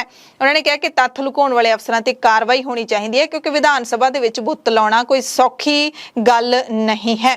ਵਿਧਾਨ ਸਭਾ ਕੰਪਲੈਕਸ ਚੰਡੀਗੜ੍ਹ ਦਾ ਹਿੱਸਾ ਹੈ ਤੇ ਚੰਡੀਗੜ੍ਹ ਪ੍ਰਸ਼ਾਸਨ ਨੇ ਇਸ ਦੀ ਇਜਾਜ਼ਤ ਨਹੀਂ ਦਿੱਤੀ ਹੈ ਕਿਉਂਕਿ ਇਹ ਕੰਪਲੈਕਸ ਹੈਰੀਟੇਜ ਵਰਲਡ ਸਾਈਟ ਦਾ ਹਿੱਸਾ ਹੈ ਜਿਸ ਦੇ ਵਿੱਚ ਬੁੱਤ ਲਾਏ ਹੀ ਨਹੀਂ ਜਾ ਸਕਦੇ। ਸੋ ਆਮ ਆਦਮੀ ਪਾਰਟੀ ਦੀ ਸਰਕਾਰ ਦੇ ਵੱਲੋਂ ਜਿਹੜਾ ਇਹ ਵਿਧਾਨ ਸਭਾ ਦੇ ਵਿੱਚ ਮਤਾ ਪਾਸ ਕਰਵਾਇਆ ਗਿਆ ਹੈ ਉਸ ਮਤੇ ਦਾ ਹੁਣ ਕੀ ਹੋਏਗਾ, ਬੁੱਤ ਲੱਗਣਗੇ ਜਾਂ ਨਹੀਂ ਲੱਗਣਗੇ, ਜਾਂ ਫਿਰ ਇਹ ਅਣਜਾਣਪੁਣੇ ਦੇ ਵਿੱਚ ਲਿਆ ਗਿਆ ਫੈਸਲਾ ਹੈ, ਇਸ ਦਾ ਹੁਣ ਆਉਂਦੇ ਦਿਨਾਂ ਦੇ ਵਿੱਚ ਪਤਾ ਲੱਗ ਜਾਊਗਾ। ਇਸ ਦੇ ਨਾਲ ਹੀ ਸਵਾਲ ਚੁੱਕੇ ਜਾ ਰਹੇ ਨੇ ਉਸ ਫੈਸਲੇ ਦੇ ਉੱਤੇ ਵੀ, ਉਸ ਐਲਾਨ ਦੇ ਉੱਤੇ ਵੀ ਜਿਸ ਵਿੱਚ ਮੁੱਖ ਮੰਤਰੀ ਭਗਵੰਤ ਸਿੰਘ ਮਾਨ ਨੇ 35,000 ਕੱਚੇ ਮੁਲਾਜ਼ਮਾਂ ਨੂੰ ਪੱਕੇ ਕਰਨ ਦਾ ਐਲਾਨ ਕੀਤਾ ਹੈ। ਇਹੋ ਜਿਹਾ ਹੀ ਐਲਾਨ ਮੁੱਖ ਮੰਤਰੀ ਜਦੋਂ ਹੁੰਦੇ ਸੀ ਚਰਨਜੀਤ ਸਿੰਘ ਚੰਨੀ ਉਹਨਾਂ ਨੇ ਵੀ ਕੀਤਾ ਸੀ, ਪਰ ਹਾਲੇ ਤੱਕ ਮਸਲਾ ਲਟਕਿਆ ਹੋਇਆ ਹੈ ਕਿਉਂਕਿ ਤਕਨੀਕੀ ਗੜਬੜ ਹੈ। ਪੰਜਾਬ ਦੇ ਕੈਬਨਿਟ ਮੰਤਰੀ ਬ੍ਰਹਮ ਸ਼ੰਕਰ ਜਿੰਪਾ ਨੇ ਵੀ ਆਪਣਾ ਕਾਰਜਭਾਰ ਸੰਭਾਲ ਲਿਆ ਹੈ। ਉਹਨਾਂ ਨੇ ਕਾਰਜਭਾਰ ਸੰਭਾਲਣ ਦੇ ਨਾਲ ਹੀ ਕਿਹਾ ਕਿ ਰਿਸ਼ਵਤ ਲੈਣ ਵਾਲੇ ਅਧਿਕਾਰੀਆਂ ਦੀ ਹੁਣ ਖੈਰ ਨਹੀਂ ਹੋਵੇਗੀ। ਜੋ ਵੀ ਸਰਕਾਰੀ ਮੁਲਾਜ਼ਮ ਰਿਸ਼ਵਤ ਲੈਣ ਦਾ ਫੜਿਆ ਗਿਆ ਉਸ ਖਿਲਾਫ ਸਖਤ ਕਾਰਵਾਈ ਹੋਵੇਗੀ। ਉਧਰ ਪੰਜਾਬ ਦੇ ਸਿਹਤ ਮੰਤਰੀ ਡਾਕਟਰ ਵਿਜੇ ਸਿੰਗਲਾ ਮਾਨਸਾ ਜ਼ਿਲ੍ਹੇ ਦੇ ਵਿੱਚ ਪਹੁੰਚੇ। ਉਹਨਾਂ ਨੇ ਜ਼ਿਲ੍ਹੇ ਦੇ ਸਾਰੇ ਪ੍ਰਸ਼ਾਸਨਿਕ ਅਧਿਕਾਰੀਆਂ ਦੇ ਨਾਲ ਬੈਠਕ ਕੀਤੀ, ਚੱਲ ਰਹੇ ਵਿਕਾਸ ਕੰਮਾਂ ਦਾ ਜਾਇਜ਼ਾ ਲਿਆ। ਇਸ ਬੈਠਕ ਦੇ ਵਿੱਚ ਮਾਨਸਾ ਜ਼ਿਲ੍ਹੇ ਦੇ ਜਿਹੜੇ ਹੋਰ ਹਲਕੇ ਬੁਢਲਾਡਾ ਤੇ ਸਰਦੂਲਗੜ੍ਹ ਉੱਥੋਂ ਦੇ ਵਿਧਾਇਕਾਂ ਦੇ ਨਾਲ ਵੀ ਮੁਲਾਕਾਤ ਕੀਤੀ, ਉਹ ਵੀ ਇਸ ਮੀਟਿੰਗ ਦੇ ਵਿੱਚ ਹਾਜ਼ਰ ਰਹੇ। ਪ੍ਰਿੰਸੀਪਲ ਬੁੱਧਰਾਮ ਅਤੇ ਗੁਰਪ੍ਰੀਤ ਸਿੰਘ ਬਣਾਵਾਲੀ। ਸਿਹਤ ਮੰਤਰੀ ਨੇ ਕਿਹਾ ਕਿ ਜ਼ਿਲ੍ਹਾ ਅਧਿਕਾਰੀਆਂ ਦੇ ਨਾਲ ਬੈਠਕ ਕਰਕੇ ਉਹਨਾਂ ਨੂੰ ਸਲਾਹ ਦਿੱਤੀ ਗਈ ਹੈ, ਉਹਨਾਂ ਦੇ ਵਿਚਾਰ ਲਏ ਗਏ ਨੇ ਕਿ ਸੂਬੇ ਦੇ ਜਿਹੜੇ 3 ਕਰੋੜ ਲੋਕ ਨੇ ਉਹਨਾਂ ਦੀਆਂ ਕੀ ਭਾਵਨਾਵਾਂ ਨੇ, ਉਹਨਾਂ ਦੀਆਂ ਭਾਵਨਾਵਾਂ ਦੇ ਮੁਤਾਬਿਕ ਅਸੀਂ ਕੰਮ ਕਰ ਸਕੀਏ। ਇਸ ਕਰਕੇ ਪਲੇਠੀ ਬੈਠਕ ਸੀ ਪ੍ਰਸ਼ਾਸਨਿਕ ਅਧਿਕਾਰੀਆਂ ਦੇ ਨਾਲ ਅਤੇ ਮਾਨਸਾ ਜ਼ਿਲ੍ਹੇ ਦੇ ਦੂਸਰੇ ਆਮ ਆਦਮੀ ਪਾਰਟੀ ਦੇ ਵਿਧਾਇਕਾਂ ਦੇ ਨਾਲ। ਜ਼ਿਲ੍ਹਾ ਅਧਿਕਾਰੀਆਂ ਨਾਲ ਮੀਟਿੰਗ ਕੀਤੀ ਹੈ, ਨਿਰਦੇਸ਼ ਨਹੀਂ, ਉਹਨਾਂ ਨੂੰ ਸਲਾਹ ਦਿੱਤੀ ਹੈ, ਉਹਨਾਂ ਦੀਆਂ ਐਡਵਾਈਸਸ ਲਈਆਂ ਤੇ ਉਹ ਦਿੱਤੀਆਂ ਕਿ ਆਪਾਂ ਜੋ 3 ਕਰੋੜ ਪੰਜਾਬ ਦੇ ਲੋਕਾਂ ਦੀ ਭਾਵਨਾ ਹੈ ਉਹਦੇ ਮੁਤਾਬਕ ਕੰਮ ਕਰੀਏ, ਇਮਾਨਦਾਰ ਨੀਅਤ ਅਤੇ ਨੀਤੀ ਨਾਲ ਕੰਮ ਕਰੀਏ ਔਰ ਸਰਕਾਰ ਵੱਲੋਂ ਜੋ ਸਪੋਰਟ ਦੀ ਲੋੜ ਹੋਏਗੀ ਉਹਦੇ ਲਈ ਅਸੀਂ ਦੱਸਿਆ ਉਹਨਾਂ ਨੂੰ ਕਿ ਸਾਨੂੰ ਦੱਸਣ ਤਾਂ ਜੋ ਕੋਈ ਸ਼ਾਰਟ ਕਮਿੰਗਸ ਹੈ ਗਵਰਨਮੈਂਟ ਲੈਵਲ ਤੇ ਉਹਨਾਂ ਨੂੰ ਵੀ ਪੂਰਾ ਕੀਤਾ ਜਾ ਸਕੇ। ਸਟਾਫ ਦੀ ਐਕਚੁਅਲੀ ਬੜੀ ਕਮੀ ਹੈ ਹਰ ਇੱਕ ਡਿਪਾਰਟਮੈਂਟ 'ਚ, ਲੰਬੇ ਸਮੇਂ ਤੋਂ ਕੋਈ ਪ੍ਰੋਪਰ ਭਰਤੀ ਨਹੀਂ ਹੋਈ ਜਿਹਦੇ ਕਰਕੇ ਕਿਤੇ ਨਾ ਕਿਤੇ ਜਿਹੜੇ ਕੰਮ ਕਾਜ ਹੈਗੇ ਸਾਰੇ ਡਿਪਾਰਟਮੈਂਟਸ ਦੇ ਉਹ ਪ੍ਰਭਾਵਿਤ ਹੋ ਰਹੇ ਨੇ ਔਰ ਮੈਨੂੰ ਆਸ ਹੈ ਕਿ ਆਉਣ ਵਾਲੇ ਸਮੇਂ 'ਚ ਕਿਉਂਕਿ ਕੱਲ੍ਹ ਗੱਲ ਵੀ ਹੋਈ ਸੀ CM ਸਾਹਿਬ ਨਾਲ ਔਰ ਜਿਹੜੀ ਇਹ ਕਮੀ ਹੈ ਉਹ ਬਹੁਤ ਜਲਦੀ ਅਸੀਂ ਪੂਰੀ ਕਰਾਂਗੇ। ਪਰ ਫਿਲਹਾਲ ਸਾਰੇ ਸਾਡੇ ਆਫੀਸਰ ਸਾਹਿਬਾਨ ਨੂੰ ਇਹੀ ਬੇਨਤੀ ਹੈ ਕਿ ਜਿੰਨੇ ਕੁ ਆਪਣੇ ਕੋਲ ਹਿਊਮਨ ਰਿਸੋਰਸਿਸ ਹੈਗੇ, ਜਿੰਨੀ ਕੁ ਮੈਨ ਪਾਵਰ ਹੈ ਉਹਦੇ ਨਾਲ ਆਪਾਂ ਮੋਰ ਐਫੀਸ਼ੀਐਂਟਲੀ ਥੋੜ੍ਹੀ ਜ਼ਿਆਦਾ ਮਿਹਨਤ ਕਰਕੇ, ਜਿਸ ਤਰ੍ਹਾਂ ਸਾਡੇ ਮਾਨਯੋਗ ਕੇਜਰੀਵਾਲ ਸਾਹਿਬ ਨੇ ਕਿਹਾ ਵੀ 24 ਘੰਟੇ ਨਹੀਂ 30 ਘੰਟੇ ਕੰਮ ਕਰਨਾ ਪਵੇਗਾ, ਥੋੜ੍ਹੀ ਮਿਹਨਤ ਕਰਨੀ ਦੀ ਆਦਤ ਆਪਾਂ ਪਾਈਏ ਤਾਂ ਜੋ ਜਿਹੜੇ ਪੰਜਾਬ ਦੇ ਸਰਦਾਰ ਭਗਤ ਸਿੰਘ ਹੋਰਾਂ ਨੇ ਸੁਪਨੇ ਦੇਖੇ ਸੀਗੇ ਸ਼ਹੀਦੀਆਂ ਪਾਉਣ ਤੋਂ ਪਹਿਲਾਂ ਔਰ ਉਹ ਸੁਪਨਿਆਂ ਨੂੰ ਆਪਾਂ ਪੂਰਾ ਕਰ ਸਕੀਏ। ਚੰਡੀਗੜ੍ਹ ਦੀਆਂ ਤਸਵੀਰਾਂ ਦਿਖਾਉਂਦੇ ਆ, ਮੁੱਖ ਮੰਤਰੀ ਹਾਊਸ ਦੇ ਬਾਹਰ ਦੀਆਂ ਤਸਵੀਰਾਂ ਨੇ ਜਿੱਥੇ ਵੱਡੀ ਗਿਣਤੀ ਵਿੱਚ ਪੰਜਾਬ ਦੇ ਉਹ ਨੌਜਵਾਨ ਇਕੱਠੇ ਹੋਏ ਜਿਹੜੇ ਕਿ ਪੰਜਾਬ ਕਾਂਸਟੇਬਲ ਭਰਤੀ ਹੋਣਾ ਚਾਹੁੰਦੇ ਨੇ ਪਰ ਭਰਤੀ ਪ੍ਰਕਿਰਿਆ ਅੱਧ ਵਿਚਾਲੇ ਰੁਕੀ ਹੋਈ ਹੈ। ਕੀ ਇਹਨਾਂ ਦੀਆਂ ਮੁਸ਼ਕਲਾਂ ਨੇ, ਕੀ ਸਮੱਸਿਆਵਾਂ ਨੇ, ਕੀ ਕਿਹਾ ਤੁਹਾਨੂੰ ਦੱਸਦੇ ਆ। ਅਸੀਂ ਵੀਰੇ ਕੋਈ ਧਰਨਾ ਨਹੀਂ ਲਾਇਆ, ਇਹ ਪਹਿਲੀ ਗੱਲ ਤਾਂ ਅਸੀਂ ਬੇਨਤੀ ਲੈ ਕੇ ਆਏ ਹਾਂ ਮਾਨਯੋਗ ਭਗਵੰਤ ਮਾਨ CM ਸਾਹਿਬ ਕੋਲ, ਅਸੀਂ ਆਪਣੀ ਬੇਨਤੀ ਲੈ ਕੇ ਆਏ ਹਾਂ। ਇਹ ਸਾਰੇ ਜਿਹੜੇ ਤਕਰੀਬਨ 400 ਤੋਂ 500 ਕੈਂਡੀਡੇਟ ਤੇ ਇਕੱਠਾ ਹੋਇਆ ਹੈ, ਇਹ ਪੰਜਾਬ ਪੁਲਿਸ ਕਾਂਸਟੇਬਲ ਵਾਲਾ ਕੈਂਡੀਡੇਟ ਹੈ ਜੀ, ਜਿਹੜੀ ਕਿ ਜੁਲਾਈ 2021 ਦੇ ਵਿੱਚ ਪਿਛਲੀ ਸਰਕਾਰ ਵੱਲੋਂ ਭਰਤੀ ਕੱਢੀ ਗਈ ਸੀ। ਜੁਲਾਈ 2021 ਦੇ ਵਿੱਚ ਭਰਤੀ ਕੱਢੀ ਗਈ ਜਿਹਦਾ ਕਿ 25 ਤੇ 26 ਸਤੰਬਰ ਨੂੰ ਲਿਖਤੀ ਪੇਪਰ ਹੋਇਆ ਸੀ ਜੀ। ਤਕਰੀਬਨ 4,70,000 ਬੱਚੇ ਨੇ ਇਹ ਪੇਪਰ ਦਿੱਤਾ ਸੀਗਾ, ਜਿਹਦੇ ਵਿੱਚੋਂ ਕਿ ਬਹੁਤ ਹੀ ਹੋਣਹਾਰ ਬੱਚੇ, ਪਹਿਲੇ 25,000 ਬੱਚਿਆਂ ਨੂੰ, ਜਿਹੜੇ ਪਹਿਲੇ ਹੋਣਹਾਰ 25,000 ਬੱਚੇ ਸੀ ਉਹਨਾਂ ਨੂੰ ਫਿਜ਼ੀਕਲ ਟਰਾਇਲਾਂ ਲਈ ਬੁਲਾਇਆ ਗਿਆ ਦਸੰਬਰ 'ਚ। 2 ਦਸੰਬਰ ਤੋਂ ਲੈ ਕੇ 15 ਦਸੰਬਰ ਤੱਕ ਸਾਡੇ ਫਿਜ਼ੀਕਲ ਟਰਾਇਲ ਲਏ ਗਏ, ਜਿਹਦੀ ਕਿ ਜਿਸ ਤੋਂ ਬਾਅਦ ਕਿ ਸਿਲੈਕਟਡ ਕੈਂਡੀਡੇਟਸ ਦੀ ਇੱਕ ਲਿਸਟ ਪਾਈ ਗਈ 8 ਜਨਵਰੀ ਨੂੰ। ਉਹ ਲਿਸਟ ਪੈਂਦੇ ਹੀ ਚੋਣ ਜ਼ਾਬਤਾ ਲੱਗ ਗਿਆ, ਜਿਹਦੇ ਕਰਕੇ ਸਾਡੀ ਜੁਆਇਨਿੰਗ ਰੁਕ ਗਈ ਤੇ ਅਸੀਂ ਉਸੇ ਜੁਆਇਨਿੰਗ ਦੀ ਮੰਗ ਨੂੰ ਲੈ ਕੇ ਇੱਥੇ CM ਸਾਹਿਬ ਕੋਲ ਬੇਨਤੀ ਕਰਨ ਆਏ ਆ। ਅਸੀਂ ਕੋਈ ਧਰਨਾ ਨਹੀਂ ਲਾਉਣ ਆਏ, ਅਸੀਂ ਹੱਥ ਜੋੜ ਕੇ ਉਹਨਾਂ ਨੂੰ ਬੇਨਤੀ ਕਰਨ ਆਏ ਆ ਵੀ ਅਸੀਂ ਬਹੁਤ ਗਰੀਬ ਘਰਾਂ 'ਚ ਉੱਠ ਕੇ ਆਏ ਆ ਜੀ, ਤੇ ਸਾਡੇ ਵਿੱਚੋਂ ਬਹੁਤ ਸਾਰੇ ਵੀਰ ਇਹੋ ਜਿਹੇ ਨੇ ਜਿਹੜੇ ਇਹ ਭਰਤੀ 'ਚ ਨਾ ਸਿਲੈਕਟ ਹੋ ਸਕੇ ਤਾਂ ਉਹ ਓਵਰ ਏਜ ਹੋ ਜਾਣਗੇ। ਕੁਝ ਅਜਿਹੇ ਵੀ ਨੇ ਜਿਨ੍ਹਾਂ ਨੇ ਆਪਣੀ ਪ੍ਰਾਈਵੇਟ ਨੌਕਰੀ ਛੱਡ ਕੇ ਆਪਣੀ ਪ੍ਰਾਈਵੇਟ ਨੌਕਰੀ ਤੇ ਰਿਜ਼ਾਈਨ ਦੇ ਕੇ ਪੇਪਰ ਦੀ ਤਿਆਰੀ ਕੀਤੀ, ਕੋਚਿੰਗਾਂ ਦੀਆਂ ਫੀਸਾਂ ਭਰੀਆਂ, ਫਿਰ ਪੇਪਰ ਦੀ ਫੀਸ ਭਰੀ, ਫਿਰ ਐਡੀ ਦੂਰ ਕਿਰਾਇਆ ਲਾ ਕੇ ਰਾਤਾਂ ਨੂੰ ਜਾਗ ਕੇ ਮਿਹਨਤ ਕਰਕੇ ਪੇਪਰ ਪਾਸ ਕੀਤਾ, ਜੋ ਕਿ ਇੱਕ ਆਮ ਇਨਸਾਨ ਲਈ ਬਹੁਤ ਔਖੀ ਗੱਲ ਹੈ। ਹਾਂਜੀ, ਸਾਨੂੰ ਮਾਨਯੋਗ ਭਗਵੰਤ ਮਾਨ ਜੀ ਤੋਂ ਬਹੁਤ ਉਮੀਦਾਂ ਨੇ ਜੀ, ਤਾਂ ਹੀ ਅਸੀਂ ਇੱਥੇ ਕੋਈ ਧਰਨਾ ਨਹੀਂ ਲਾਣ ਆਏ। ਅਸੀਂ ਉਹਨਾਂ ਨੂੰ ਹੱਥ ਜੋੜ ਕੇ ਬੇਨਤੀ ਕਰਨ ਆਏ ਆ ਵੀ ਸਾਡੀ ਇਹ ਫਰਿਆਦ ਜ਼ਰੂਰ ਸੁਣੀ ਜਾਏ। ਸਾਨੂੰ ਉਸ 10,000 ਪੋਸਟਾਂ ਤੋਂ ਕੋਈ ਨਾਰਾਜ਼ਗੀ ਨਹੀਂ ਹੈ, ਉਹ ਵੀ ਸਾਡੇ ਵੀਰ ਭਰਾ ਹੀ ਹੋਣਗੇ ਜਿਹੜੇ ਉਹ ਪੋਸਟਾਂ ਤੇ ਸਿਲੈਕਟ ਹੋਣਗੇ। ਸਾਨੂੰ ਸਿਰਫ ਆਪਣੀ ਜੁਆਇਨਿੰਗ ਤੱਕ ਹੀ ਆਸ ਹੈ। ਮਾਨਯੋਗ ਭਗਵੰਤ ਮਾਨ ਜੀ ਤੋਂ ਇਹੀ ਆਸ ਹੈ ਕਿ ਉਹ ਸਾਨੂੰ ਜੁਆਇਨ ਕਰਾਉਣ, ਤਾਂ ਜੋ ਅਸੀਂ ਇਮਾਨਦਾਰੀ ਨਾਲ ਤੇ ਪੂਰੀ ਤਨਦੇਹੀ ਨਾਲ ਆਪਣੀ ਡਿਊਟੀ ਕਰ ਸਕੀਏ। ਰਾਜ ਸਭਾ ਦੇ ਵਿੱਚ ਐਂਟਰੀ ਮਾਰਨ ਜਾ ਰਹੇ ਆਮ ਆਦਮੀ ਪਾਰਟੀ ਦੇ ਪੰਜਾਬ ਮਾਮਲਿਆਂ ਦੇ ਸਹਿ ਇੰਚਾਰਜ ਅਤੇ ਦਿੱਲੀ ਦੇ ਵਿਧਾਇਕ ਰਾਘਵ ਚੱਡਾ ਨੇ ਆਪਣੀ ਵਿਧਾਇਕੀ ਤੋਂ ਅਸਤੀਫਾ ਦੇ ਦਿੱਤਾ ਹੈ। ਰਾਘਵ ਚੱਡਾ ਨੇ ਦਿੱਲੀ ਵਿਧਾਨ ਸਭਾ ਦੇ ਸਪੀਕਰ ਨੂੰ ਆਪਣਾ ਅਸਤੀਫਾ ਸੌਂਪਿਆ ਤੇ ਪੰਜਾਬ 'ਚ ਰਾਜ ਸਭਾ ਦੇ ਵਿੱਚ ਰਾਜ ਸਭਾ ਦੇ ਲਈ ਨਾਮਜ਼ਦਗੀ ਇਹਨਾਂ ਨੇ ਦਾਖਲ ਕੀਤੀ ਹੈ ਅਤੇ ਅਸਤੀਫਾ ਸੌਂਪਣ ਤੋਂ ਬਾਅਦ ਮੀਡੀਆ ਨਾਲ ਗੱਲਬਾਤ ਕਰਦੇ ਹੋਏ ਚੱਡਾ ਨੇ ਕਿਹਾ ਕਿ ਮੈਂ ਰਾਜ ਸਭਾ ਦੇ ਵਿੱਚ ਪੰਜਾਬ ਦੇ ਮੁੱਦੇ ਚੁੱਕਾਂਗਾ, ਪੰਜਾਬ ਲਈ ਕੰਮ ਕਰਾਂਗਾ। ਪੰਜਾਬ ਦੇ ਜਿਹੇ ਕਈ ਮੁੱਦੇ ਨੇ ਜਿਨ੍ਹਾਂ ਨੂੰ ਰਾਜ ਸਭਾ 'ਚ ਚੁੱਕਣ ਦੀ ਲੋੜ ਹੈ, ਸੋ ਪੰਜਾਬ ਦੇ ਲੋਕਾਂ ਨੂੰ ਉਡੀਕ ਰਹੇਗੀ ਕਿ ਰਾਘਵ ਚੱਡਾ ਕਿਹੜੇ ਮੁੱਦਿਆਂ ਨੂੰ ਚੱਕਦੇ ਨੇ ਤੇ ਕਿੰਨੀ ਸੰਜੀਦਗੀ ਦੇ ਨਾਲ ਉੱਥੇ ਆਵਾਜ਼ ਚੁੱਕਦੇ ਨੇ। ਪੈਟਰੋਲ, ਡੀਜ਼ਲ ਤੇ ਐਲਪੀਜੀ ਦੀਆਂ ਕੀਮਤਾਂ ਵਿੱਚ ਵਾਧੇ ਤੋਂ ਬਾਅਦ ਸੀਐਨਜੀ ਅਤੇ ਪਾਈਪ ਵਾਲੀ ਰਸੋਈ ਗੈਸ ਪੀਐਨਜੀ ਦੀਆਂ ਕੀਮਤਾਂ ਵਿੱਚ 1 ਰੁਪਏ ਦਾ ਵਾਧਾ ਕੀਤਾ ਗਿਆ ਹੈ, ਪਰ ਸਿਰਫ ਦਿੱਲੀ ਦੇ ਵਿੱਚ। ਕੌਮੀ ਰਾਜਧਾਨੀ ਖੇਤਰ ਦਿੱਲੀ ਵਿੱਚ ਸੀਐਨਜੀ ਦਾ ਭਾਅ ਹੁਣ 49 ਰੁਪਏ 1 ਪੈਸੇ ਪ੍ਰਤੀ ਕਿਲੋਗ੍ਰਾਮ ਹੋ ਗਿਆ ਤੇ 1 ਮਹੀਨੇ ਦੇ ਵਿੱਚ ਤੀਜੀ ਵਾਰੀ ਸੀਐਨਜੀ ਦੀਆਂ ਕੀਮਤਾਂ ਦੇ ਵਿੱਚ ਵਾਧਾ ਕੀਤਾ ਗਿਆ। ਸੁਪਰੀਮ ਕੋਰਟ ਨੇ ਕੇਂਦਰ ਸਰਕਾਰ ਨੂੰ ਕੋਵਿਡ-19 ਕਾਰਨ ਜਾਨ ਗਵਾਉਣ ਵਾਲੇ ਲੋਕਾਂ ਦੇ ਪਰਿਵਾਰਕ ਮੈਂਬਰਾਂ ਨੂੰ ਮਿਲਣ ਵਾਲੀ ਰਾਹਤ ਰਾਸ਼ੀ ਹਾਸਲ ਕਰਨ ਦੇ ਝੂਠੇ ਦਾਅਵਿਆਂ ਦੀ ਜਾਂਚ ਕਰਨ ਦੀ ਇਜਾਜ਼ਤ ਦਿੱਤੀ ਹੈ। ਜਸਟਿਸ ਐਮਆਰ ਸ਼ਾਹ ਤੇ ਜਸਟਿਸ ਬੀਵੀ ਨਾਗਰਤਨਾ ਦੇ ਬੈਂਚ ਨੇ ਕਿਹਾ ਕਿ ਸਰਕਾਰ 4 ਸੂਬਿਆਂ ਮਹਾਰਾਸ਼ਟਰ, ਕੇਰਲਾ, ਗੁਜਰਾਤ ਅਤੇ ਆਂਧਰਾ ਪ੍ਰਦੇਸ਼ ਦੇ ਵਿੱਚ 5% ਦਾਅਵਿਆਂ ਦੀ ਪੁਸ਼ਟੀ ਕਰ ਸਕਦੀ ਹੈ, ਜਿੱਥੇ ਦਾਅਵਿਆਂ ਦੀ ਗਿਣਤੀ ਅਤੇ ਦਰਜ ਮੌਤਾਂ ਦੀ ਗਿਣਤੀ ਵਿੱਚ ਵੱਡਾ ਅੰਤਰ ਹੈ। ਸੁਪਰੀਮ ਕੋਰਟ ਨੇ ਮੁਆਵਜ਼ੇ ਲਈ ਅਰਜ਼ੀ ਦੇਣ ਦੇ ਯੋਗ ਲੋਕਾਂ ਲਈ 60 ਦਿਨਾਂ ਤੇ ਭਵਿੱਖ ਵਿੱਚ ਅਜਿਹੀਆਂ ਅਰਜ਼ੀਆਂ ਦੇਣ ਲਈ 90 ਦਿਨਾਂ ਦੀ ਮਿਆਦ ਨਿਰਧਾਰਿਤ ਕੀਤੀ ਹੈ। ਪੰਜਾਬ ਦੇ ਤਰਨਤਾਰਨ ਜ਼ਿਲ੍ਹੇ ਦੇ ਖਡੂਰ ਸਾਹਿਬ ਦੇ ਵਿੱਚ ਇੱਕ ਘਟਨਾ ਵਾਪਰੀ ਹੈ ਜਿਸ ਵਿੱਚ 3 ਜਣਿਆਂ ਦੀ ਮੌਤ ਹੋ ਗਈ ਹੈ। ਪਿੰਡ ਨੌਰੰਗਾਬਾਦ ਦੇ ਵਿੱਚ ਗੈਸ ਚੜਨ ਕਾਰਨ 3 ਜਣੇ ਮੌਤ ਦੇ ਮੂੰਹ ਵਿੱਚ ਚਲੇ ਗਏ ਨੇ, 2 ਜਣੇ ਗੰਭੀਰ ਜ਼ਖਮੀ ਹੋਏ ਨੇ। ਪਿੰਡ ਵਿੱਚ ਸਥਿਤ ਕੈਟਲ ਫੀਡ ਪਲਾਂਟ ਦੀ ਬੇਸਮੈਂਟ ਦੇ ਵਿੱਚ ਪੈਦਾ ਹੋਈ ਜ਼ਹਿਰੀਲੀ ਗੈਸ ਚੜਨ ਦੇ ਨਾਲ ਇਹ ਘਟਨਾ ਵਾਪਰੀ ਹੈ। ਜਿਹੜਾ ਇਸ ਪਲਾਂਟ ਨੂੰ ਚਲਾਉਣ ਵਾਲਾ ਜਿਹੜਾ ਸੰਚਾਲਕ ਹੈ ਉਸ ਸਮੇਤ 3 ਜਣਿਆਂ ਦੀ ਮੌਤ ਹੋਈ ਹੈ। ਮਰਨ ਵਾਲਿਆਂ ਵਿੱਚ ਚਾਚਾ ਭਤੀਜਾ ਵੀ ਸ਼ਾਮਿਲ ਨੇ। ਪੁਲਿਸ ਮੌਕੇ ਤੇ ਪਹੁੰਚੀ ਹਾਦਸੇ ਦੀ ਜਾਂਚ ਸ਼ੁਰੂ ਕਰ ਦਿੱਤੀ ਹੈ ਕਿ ਆਖਿਰਕਾਰ ਇਹ ਗੈਸ ਇੱਥੇ ਜ਼ਹਿਰੀਲੀ ਕਿਵੇਂ ਪੈਦਾ ਹੋਈ। ਪੰਜਾਬ ਦੇ ਪਾਕਿਸਤਾਨ ਨਾਲ ਲੱਗਦੇ ਸਰਹੱਦੀ ਇਲਾਕੇ ਅਬੋਹਰ ਸੈਕਟਰ ਚੋਂ ਬੀਐਸਐਫ ਦੇ ਜਵਾਨਾਂ ਨੂੰ ਇੱਕ ਪਾਕਿਸਤਾਨੀ ਮੂਲ ਦੀ 3-4 ਸਾਲ ਦੀ ਬੱਚੀ ਮਿਲੀ। ਬੱਚੀ ਅਣਜਾਣੇ ਵਿੱਚ ਹੀ ਕੌਮਾਂਤਰੀ ਸਰਹੱਦ ਪਾਰ ਕਰਕੇ ਭਾਰਤੀ ਇਲਾਕੇ ਵਿੱਚ ਦਾਖਲ ਹੋ ਗਈ ਸੀ। ਬਾਅਦ ਵਿੱਚ ਇਸ ਨਿੱਕੀ ਬੱਚੀ ਨੂੰ ਭਾਰਤੀ ਜਵਾਨਾਂ ਨੇ ਮਨੁੱਖੀ ਆਧਾਰ ਤੇ ਪਾਕਿਸਤਾਨੀ ਰੇਂਜਰਾਂ ਨੂੰ ਸੌਂਪ ਦਿੱਤਾ। ਪੰਜਾਬ ਰਾਜ ਮਹਿਲਾ ਕਮਿਸ਼ਨ ਦੀ ਚੇਅਰਪਰਸਨ ਮਨੀਸ਼ਾ ਗੁਲਾਟੀ ਨੇ 28 ਜੁਲਾਈ ਤੋਂ ਪਹਿਲਾਂ ਲਵਪ੍ਰੀਤ ਅਤੇ ਬੇਅੰਤ ਕੌਰ ਕੇਸ ਵਿੱਚ ਕੈਨੇਡਾ ਦੇ ਪ੍ਰਧਾਨ ਮੰਤਰੀ ਜਸਟਿਨ ਟਰੂਡੋ ਨੂੰ ਚਿੱਠੀ ਲਿਖੀ ਸੀ, ਜਿਸ ਦਾ ਜਵਾਬ ਉਹਨਾਂ ਨੂੰ ਹੁਣ ਮਿਲਿਆ ਹੈ। ਚਿੱਠੀ ਵਿੱਚ ਟਰੂਡੋ ਨੇ ਮਨੀਸ਼ਾ ਗੁਲਾਟੀ ਨੂੰ ਸੰਬੋਧਿਤ ਕਰਦੇ ਹੋਏ ਕਿਹਾ ਕਿ ਚਿੱਠੀ ਦਾ ਜਵਾਬ ਦੇਣ ਵਿੱਚ ਦੇਰ ਹੋ ਗਈ ਹੈ, ਇਸ ਲਈ ਖਿਮਾ ਦੇ ਜਾਚਕ ਹਾਂ। ਹੁਣ ਸਾਡੀ ਕੈਨੇਡਾ ਸਰਹੱਦ ਏਜੰਸੀ ਇਸ ਮਾਮਲੇ ਦੀ ਘੋਖ ਪੜਤਾਲ ਕਰ ਰਹੀ ਹੈ। ਪੂਰੀ ਕੋਸ਼ਿਸ਼ ਕਰਾਂਗੇ ਭਾਰਤ ਤੋਂ ਆਉਣ ਵਾਲੇ ਬੱਚਿਆਂ ਦੀ ਸੁਰੱਖਿਆ ਨੂੰ ਲੈ ਕੇ ਕਿਸੇ ਵੀ ਤਰ੍ਹਾਂ ਦਾ ਧੋਖਾ ਸਵੀਕਾਰ ਨਹੀਂ ਕਰਾਂਗੇ। ਇਹੋ ਜਿਹੇ ਲੋਕਾਂ ਨੂੰ ਅਸੀਂ ਬੈਨ ਕਰਾਂਗੇ। ਹੁਣ ਅਸੀਂ ਇਸ ਨੂੰ ਬਹੁਤ ਹੀ ਬਰੀਕੀ ਦੇ ਨਾਲ ਦੇਖਾਂਗੇ। ਸਾਡਾ ਮੰਤਰਾਲਾ ਸਪੀਡ ਨਾਲ ਕੰਮ ਕਰੇਗਾ। ਮੈਨੂੰ ਬਹੁਤ ਖੁਸ਼ੀ ਹੋਈ ਹੈ ਕਿ ਕੈਨੇਡਾ ਤੋਂ ਉਹਨਾਂ ਦੇ ਵਿਦੇਸ਼ ਮੰਤਰਾਲੇ ਦੀ ਚਾਹੇ ਦੇਰ ਨਾਲ ਲੈਟਰ ਆਈ ਹੈ। ਹੁਣ ਜਿੰਨੇ ਵੀ ਬੱਚਿਆਂ ਦੇ ਨਾਲ ਚੀਜ਼ਾਂ ਹੋ ਰਹੀਆਂ ਨੇ, ਆਈ ਹੋਪ ਕਿ ਉਹਨਾਂ ਤੇ ਕੰਮ ਹੋਏਗਾ। ਅਸੀਂ ਉਹਨਾਂ ਨੂੰ ਰਸਤਾ ਦਿਖਾਵਾਂਗੇ ਕਿ ਕਿਸ ਤਰ੍ਹਾਂ ਉਹ ਐਮਬੈਸੀ ਦੇ ਨਾਲ ਡਾਇਰੈਕਟ ਆਪਣੀ ਕੰਪਲੇਂਟਸ ਜਾਂ ਐਨਆਰਆਈ ਸੈੱਲ ਦੇ ਥਰੂ ਕੰਟੈਕਟ ਕਰ ਸਕਦੇ ਨੇ। ਅਸੀਂ ਗਾਈਡ ਜ਼ਰੂਰ ਕਰਾਂਗੇ। ਔਰ ਐਸੇ ਹੀ ਸੰਬੰਧ ਵਿੱਚ ਆਉਣ ਵਾਲੇ ਟਾਈਮ ਵਿੱਚ ਜਿਹੜੀ ਸਾਡੀ ਸੈਂਟਰ ਵਿੱਚ ਮੀਨਾਕਸ਼ੀ ਲੇਖੀ ਜੀ ਸਟੇਟ ਮਿਨਿਸਟਰ ਨੇ ਤੇ ਜੈ ਸ਼ੰਕਰ ਜੀ ਜਿਹੜੇ ਵਿਦੇਸ਼ ਮੰਤਰੀ ਨੇ, ਅਸੀਂ ਉਹਨਾਂ ਨੂੰ ਵੀ ਮਿਲਣ ਜਾਵਾਂਗੇ। ਉਹਨਾਂ ਦੇ ਵੀ ਧਿਆਨ ਵਿੱਚ ਇਹ ਮੈਟਰ ਲੈ ਕੇ ਆਵਾਂਗੇ ਕਿਉਂਕਿ ਐਨਆਰਆਈ ਰਿਲੇਟਡ ਬੱਚੀਆਂ ਦਾ ਜਿਹੜਾ ਮੁੱਦਾ ਹੈ ਬੜਾ ਸੰਜੀਦਾ ਹੈ।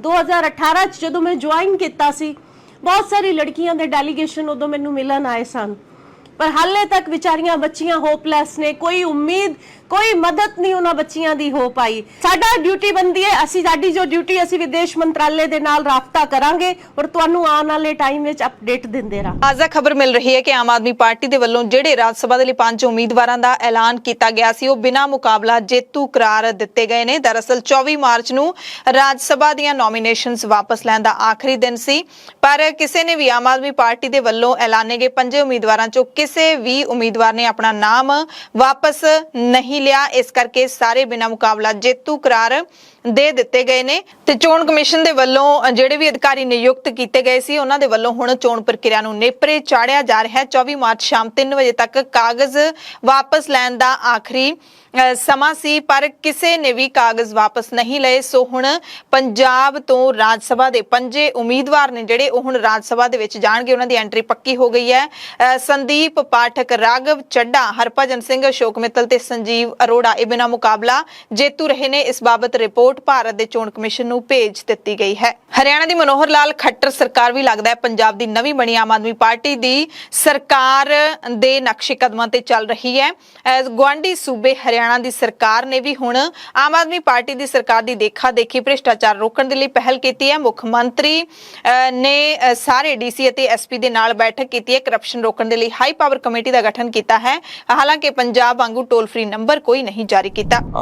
एक high powered committee against corruption हमने ये आज बनाई है, जिसके अंदर चीफ सेक्रेटरी वो इसके चेयरमैन होंगे और उनके साथ other members FCR, ACS home, ADGP CID, DGP और director state vigilance bureau, DG state vigilance bureau.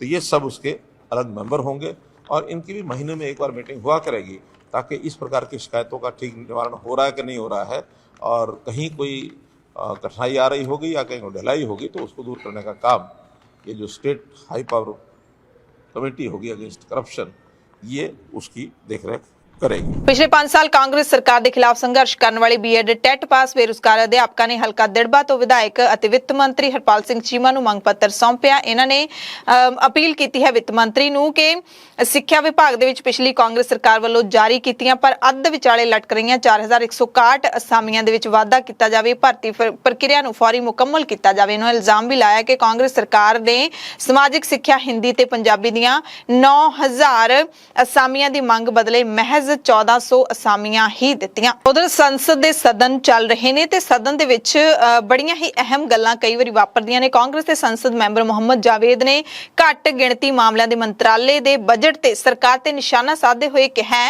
लोक सभा दे विच, कहंदे क्यों ना इस मंत्रालय नूं बंद ही कर दिता जावे, क्योंकि सरकार घट गिणतियां बारे सिर्फ बोलदी है, करदी कुछ भी नहीं। घट गिणती मामलों के मंत्रालय का बजट 5000 करोड़ रुपये है, जबकि देश का बजट 22 लाख करोड़ रुपये है। ते सरकार ने करना कुछ नहीं, तो क्यों नहीं इस मंत्रालय नूं बंद कर दिता जावे। तां घट गिणती मामलों के मंत्री मुख्तार अब्बास नकवी ने कहा कि तुहाडा सुझाव तुहानूं मुबारक। दिल्ली दे एक होटल नूं कश्मीरी व्यक्ति नूं चैक इन ना करन देना महंगा पिया है। हुण होटल नूं अपने व्यवहार नूं लैके सोशल मीडिया ते काफ़ी आलोचना का सामना करना पै रहा है, क्योंकि होटल दे प्रबंधकां ने बुकिंग के बावजूद भी एक कश्मीरी नूं कमरा देण तो इनकार कर दिता। कश्मीरी ने ओयो तो दिल्ली के होटल विच कमरा बुक करवाया सी, ओयो कंपनी, पर जदों व्यक्ति ने hotel they which check in करना चाहया तो होटल स्टाफ ने साफ इनकार कर दिता। वीडियो सोशल मीडिया ते वायरल होया तो हुण काफ़ी जिहड़ी इन्हां दी जम के आलोचना हो रही है।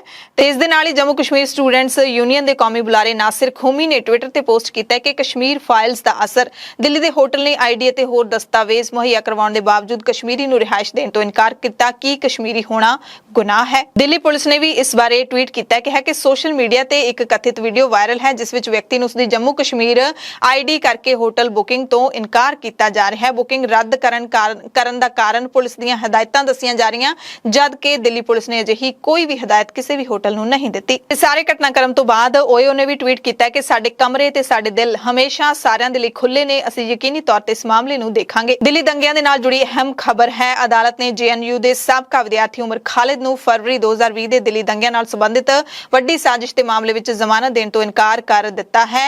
ਵਕੀਲ ਦੀਆਂ ਦਲੀਲਾਂ ਸੁਣਨ ਤੋਂ ਬਾਅਦ 3 ਮਾਰਚ ਨੂੰ ਫੈਸਲਾ ਸੁਰੱਖਿਅਤ ਰੱਖ ਲਿਆ ਸੀ ਤੇ ਹੁਣ 24 ਮਾਰਚ ਨੂੰ ਸੁਣਵਾਈ ਹੋਈ ਤਾਂ ਖਾਲਿਦ ਨੂੰ ਜ਼ਮਾਨਤ ਨਹੀਂ ਮਿਲੀ ਹੈ ਅਤੇ ਪੁਲਿਸ ਨੇ ਜਿਹੜੀ ਚਾਰਜ ਸ਼ੀਟ ਪੇਸ਼ ਕੀਤੀ ਹੈ ਉਸ ਦੇ ਵਿੱਚ ਕਿਹਾ ਹੈ ਕਿ ਖਾਲਿਦ ਦੇ ਖਿਲਾਫ ਕਈ ਸਬੂਤ ਨੇ। ਰੂਸ ਤੇ ਯੂਕਰੇਨ ਦੇ ਨਾਲ ਜੁੜੀਆਂ ਅਹਿਮ ਖਬਰਾਂ ਤੁਹਾਨੂੰ ਦੱਸ ਦਿੰਦੇ ਹਾਂ, ਕਿਉਂਕਿ 24 ਮਾਰਚ ਨੂੰ ਰੂਸ ਤੇ ਯੂਕਰੇਨ ਵਿਚਾਲੇ ਸ਼ੁਰੂ ਹੋਈ ਜੰਗ ਨੂੰ ਪੂਰਾ 1 ਮਹੀਨਾ ਹੋ ਗਿਆ। 24 ਫਰਵਰੀ ਨੂੰ ਯੁੱਧ ਸ਼ੁਰੂ ਹੋਇਆ ਸੀ, ਲਗਾਤਾਰ ਜਾਰੀ ਹੈ। रूस की बंबारी लगातार जारी है, यूक्रेन के निवासियों का मुल्क नूं छड्डना लगातार जारी है अते लोकां दीयां ਲਾਸ਼ਾਂ ਵਿਛਣੀਆਂ ਵੀ ਲਗਾਤਾਰ ਜਾਰੀ ਨੇ। ਰੂਸ ਦੇ ਫੌਜੀਆਂ ਦਾ ਮਰਨਾ ਵੀ ਯੂਕਰੇਨ ਦੇ ਵਿੱਚ ਨਹੀਂ ਥੰਮਿਆ ਹੈ। ਇਸ ਦਰਮਿਆਨ ਅਮਰੀਕਾ ਦੇ ਵਿੱਚ ਪੈਂਟਾਗਨ ਦੇ ਬੁਲਾਰੇ ਨੇ ਕਿਹਾ ਕਿ ਯੂਕਰੇਨ ਦੀ ਫੌਜ ਬਹੁਤ ਹੀ ਹੁਸ਼ਿਆਰੀ ਦੇ ਨਾਲ ਰੂਸ ਦਾ ਸਾਹਮਣਾ ਕਰ ਰਹੀ ਹੈ। 1 ਮਹੀਨਾ ਹੋ ਗਿਆ ਪਰ ਨਾ ਤਾਂ ਯੂਕਰੇਨ ਗੋਡੇ ਟੇਕਣ ਦੇ ਲਈ ਤਿਆਰ ਹੈ ਤੇ ਨਾ ਹੀ ਰੂਸ ਹਮਲੇ ਦੇ ਵਿੱਚ ਪਿੱਛੇ ਹਟਣ ਦੇ ਲਈ ਤਿਆਰ ਹੈ। ਪਰ 1 ਮਹੀਨੇ ਬਾਅਦ ਰੂਸ ਦੇ ਫੌਜੀਆਂ ਦੇ ਮਨੋਬਲ ਦੇ ਵਿੱਚ ਕਾਫੀ ਕਮੀ ਦਿਖਾਈ ਦੇ ਰਹੀ ਹੈ। ਉਸ ਤੋਂ ਪਹਿਲਾਂ ਤੁਹਾਨੂੰ ਦੱਸ ਦਿੰਦੇ ਹਾਂ ਕਿ ਯੂਕਰੇਨ ਸੁਰੱਖਿਆ ਪਰਿਸ਼ਦ ਦੇ ਵਿੱਚ ਰੂਸੀ ਮਤਾ ਪਾਸ ਨਹੀਂ ਹੋਇਆ। ਭਾਰਤ ਸਣੇ 13 ਮੁਲਕਾਂ ਨੇ VOTING ਦੇ ਵਿੱਚ ਹਿੱਸਾ ਨਹੀਂ ਲਿਆ। ਉਹ ਰੂਸੀ ਮਤਾ ਇੱਥੇ ਪਾਸ ਨਹੀਂ ਹੋਇਆ ਜਿਹਦੇ ਵਿੱਚ ਯੂਕਰੇਨ ਦੀਆਂ ਵੱਧਦੀਆਂ ਮਨੁੱਖੀ ਲੋੜਾਂ ਨੂੰ ਸਵੀਕਾਰ ਕੀਤਾ ਗਿਆ ਸੀ, ਪਰ ਰੂਸੀ ਹਮਲੇ ਦਾ ਕੋਈ ਜ਼ਿਕਰ ਨਹੀਂ ਕੀਤਾ ਗਿਆ। ਰੂਸ ਨੂੰ ਮਤਾ ਪਾਸ ਕਰਨ ਲਈ 15 ਮੈਂਬਰੀ ਸੁਰੱਖਿਆ ਪਰਿਸ਼ਦ ਵਿੱਚ ਘੱਟੋ-ਘੱਟ 9 ਵੋਟਾਂ ਦੀ ਲੋੜ ਸੀ। ਨਾਲ ਹੀ ਇਹ ਵੀ ਜ਼ਰੂਰੀ ਸੀ ਕਿ 4 ਹੋਰ ਸਥਾਈ ਮੈਂਬਰਾਂ ਅਮਰੀਕਾ, ਬਰਤਾਨੀਆ, ਫਰਾਂਸ ਤੇ ਚੀਨ ਵਿੱਚੋਂ ਕੋਈ ਵੀ ਵੀਟੋ ਦੀ ਵਰਤੋਂ ਨਾ ਕਰੇ। ਹਾਲਾਂਕਿ ਰੂਸ ਨੂੰ ਆਪਣੇ ਸਹਿਯੋਗੀ ਚੀਨ ਦਾ ਸਮਰਥਨ ਮਿਲਿਆ, ਜਦਕਿ ਭਾਰਤ ਸਮੇਤ 13 ਹੋਰ ਕੌਂਸਲ ਮੈਂਬਰਾਂ ਨੇ VOTING ਵਿੱਚ ਹਿੱਸਾ ਹੀ ਨਹੀਂ ਲਿਆ ਤੇ ਇਸ ਨੂੰ ਰੂਸ ਦੀ ਵੱਡੀ ਅਸਫਲਤਾ ਵਜੋਂ ਦੇਖਿਆ ਜਾ ਰਿਹਾ ਹੈ। ਜੰਗ ਦੇ 1 ਮਹੀਨੇ ਪੂਰੇ ਹੋਣ ਤੇ ਯੂਕਰੇਨ ਦੇ ਰਾਸ਼ਟਰਪਤੀ ਵੋਲੋਦੀਮੀਰ ਜ਼ੈਲੈਂਸਕੀ ਨੇ ਪੂਰੀ ਦੁਨੀਆ ਦੇ ਲੋਕਾਂ ਨੂੰ ਅਪੀਲ ਕੀਤੀ ਹੈ। ਦੁਨੀਆ ਭਰ ਦੇ ਲੋਕਾਂ ਨੂੰ ਅਪੀਲ ਕਰਦਿਆਂ ਜ਼ੈਲੈਂਸਕੀ ਨੇ ਕਿਹਾ ਕਿ ਸਾਰੀ ਦੁਨੀਆ ਦੇ ਵੱਖ-ਵੱਖ ਮੁਲਕਾਂ ਦੇ ਲੋਕ ਯੂਕਰੇਨ ਦੇ ਨਾਲ ਆਪਣਾ ਸਮਰਥਨ ਦਿਖਾਉਣ, ਸੜਕਾਂ ਤੇ ਉਤਰਨ। ਯੂਕਰੇਨ ਦੇ ਸਮਰਥਨ ਦੇ ਵਿੱਚ ਤੁਸੀਂ ਦਫ਼ਤਰਾਂ, ਘਰਾਂ, ਸਕੂਲਾਂ ਚੋਂ ਬਾਹਰ ਆਓ। ਇਹ ਯੂਕਰੇਨ ਉਹ ਮੁਲਕ ਜਿਹੜਾ ਜੰਗ ਦੇ ਨਾਲ ਜੂਝ ਰਿਹਾ ਹੈ। ਵੱਡੀ ਸ਼ਕਤੀ ਰੂਸ ਦੇ ਵੱਲੋਂ ਹਮਲਾ ਕੀਤਾ ਜਾ ਰਿਹਾ ਹੈ ਤੇ ਯੂਕਰੇਨ ਗੋਡੇ ਨਹੀਂ ਟੇਕ ਰਿਹਾ, ਨਾ ਹੀ ਪਿੱਠ ਦਿਖਾ ਕੇ ਭੱਜ ਰਿਹਾ ਹੈ। ਯੂਕਰੇਨ ਦਾ ਰਾਸ਼ਟਰਪਤੀ ਵੀ ਲਗਾਤਾਰ ਆਪਣੇ ਮੁਲਕ ਦੇ ਵਿੱਚ ਮੌਜੂਦ ਹੈ। ਜਿਹਨੇ ਵੀ ਸਲਾਹ ਦਿੱਤੀ ਕਿ ਆ ਜਾਓ ਅਸੀਂ ਤੁਹਾਨੂੰ ਪਨਾਹ ਦਿੰਦੇ ਹਾਂ, ਤੁਸੀਂ ਇੱਥੋਂ ਨਿਕਲ ਆਓ, ਤਾਂ ਜ਼ੈਲੈਂਸਕੀ ਨੇ ਬਹੁਤ ਹੀ ਹਿੰਮਤ ਦੇ ਨਾਲ, ਬਹੁਤ ਬਹਾਦਰੀ ਦੇ ਨਾਲ ਇਹ ਜਵਾਬ ਮੋੜਵਾ ਦਿੱਤਾ ਸੀ ਕਿ ਮੈਨੂੰ ਇੱਥੋਂ ਭੱਜਣ ਦਾ ਰਾਹ ਨਾ ਦਿਖਾਓ, ਮੈਨੂੰ ਹਥਿਆਰ ਦਿਓ, ਮੈਨੂੰ ਹਥਿਆਰ ਚਾਹੀਦੇ ਨੇ, ਮੈਂ ਜੰਗ ਲੜਨੀ ਹੈ। ਤੇ ਇਹ ਜਿਹੜਾ ਵੀਡੀਓ ਹੈ ਪਹਿਲੀ ਵਾਰੀ ਉਹਨਾਂ ਨੇ ਇੰਗਲਿਸ਼ ਦੇ ਵਿੱਚ ਵੀ ਜਾਰੀ ਕੀਤਾ ਹੈ ਕਿਉਂਕਿ ਪੂਰੀ ਦੁਨੀਆ ਦੇ ਲੋਕਾਂ ਨੂੰ ਉਹਨਾਂ ਨੇ ਸੰਬੋਧਨ ਕੀਤਾ ਹੈ ਕਿ ਰੂਸ ਦੀ ਲੜਾਈ ਸਿਰਫ ਯੂਕਰੇਨ ਨਹੀਂ ਬਲਕਿ ਹਰ ਥਾਂ ਤੇ ਲੋਕਾਂ ਦੀ ਆਜ਼ਾਦੀ ਦੇ ਵਿਰੁੱਧ ਹੈ। ਦੁਨੀਆ ਨੂੰ ਚਾਹੀਦਾ ਹੈ ਕਿ ਰੂਸ ਵੱਲੋਂ ਬੇਰਹਿਮੀ ਦੇ ਨਾਲ ਤਾਕਤ ਦਾ ਇਸਤੇਮਾਲ ਜਿਹੜਾ ਕੀਤਾ ਜਾ ਰਿਹਾ ਉਸ ਨੂੰ ਸਾਰੀ ਦੁਨੀਆ ਦੇ ਲੋਕ ਜਿਹੜਾ ਰਲ ਕੇ ਉਸ ਨੂੰ ਪਿੱਛੇ ਧੱਕਣ ਦੀ ਕੋਸ਼ਿਸ਼ ਕਰਨ। ਇਸ ਕਰਕੇ ਤੁਸੀਂ ਆਪੋ ਆਪਣੇ ਦਫ਼ਤਰਾਂ, ਘਰਾਂ, ਸਕੂਲਾਂ ਤੇ ਯੂਨੀਵਰਸਿਟੀਆਂ ਤੋਂ ਬਾਹਰ ਆਓ, ਸ਼ਾਂਤੀ ਦੇ ਨਾਮ ਤੇ ਹੀ ਬਾਹਰ ਆ ਜਾਓ। ਯੂਕਰੇਨ ਪ੍ਰਤੀ ਆਪਣਾ ਸਮਰਥਨ ਦਿਖਾਉਣ ਲਈ, ਆਜ਼ਾਦੀ ਦੇ ਸਮਰਥਨ ਲਈ ਤੁਸੀਂ ਯੂਕਰੇਨ ਦੇ ਨਾਲ ਆ ਕੇ ਖੜੇ ਹੋਵੋ। Вільні люди вільного світу, українці та громадяни усіх держав, які цінують свободу. Друзі, 24 березня – місяць нашого спротиву, героїчного спротиву української держави, українського народу, безжальному вторгненню Російської Федерації. Вже місяць нашого захисту від намагання нас знищити, стерти з лиця землі. Початковий задум російських військ розвалився ще у перші дні вторгнення. Вони думали, що українці злякаються, вони думали, що ми, українці, не будемо боротися. Вони помилилися. Вони нічого не знають про нас, про українців. Усіма своїми діями ми повинні спонукати Росію шукати мир. Усіма своїми діями ми повинні наближати перемогу свободи. Вічна пам'ять усім, хто загинув за Україну. Вічна слава усім нашим героям.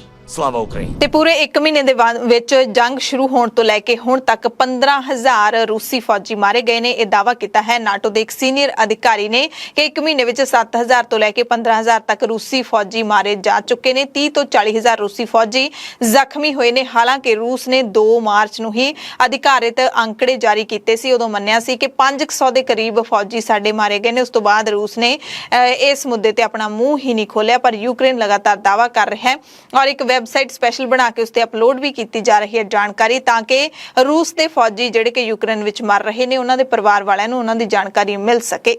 ਬਰਤਾਨੀਆ ਦੇ ਰੱਖਿਆ ਮੰਤਰਾਲੇ ਨੇ ਵੱਡਾ ਦਾਅਵਾ ਕੀਤਾ ਹੈ ਕਿ ਯੂਕਰੇਨ ਦੇ ਵਿੱਚ ਰੂਸੀ ਫੌਜੀਆਂ ਨੂੰ ਯੂਕਰੇਨ ਦੇ ਫੌਜੀ ਖਦੇੜ ਰਹੇ ਨੇ। ਰੂਸ ਦੇ ਫੌਜੀਆਂ ਦੇ ਉੱਤੇ ਯੂਕਰੇਨ ਦਾ ਦਬਾਅ ਵੱਧ ਰਿਹਾ ਹੈ।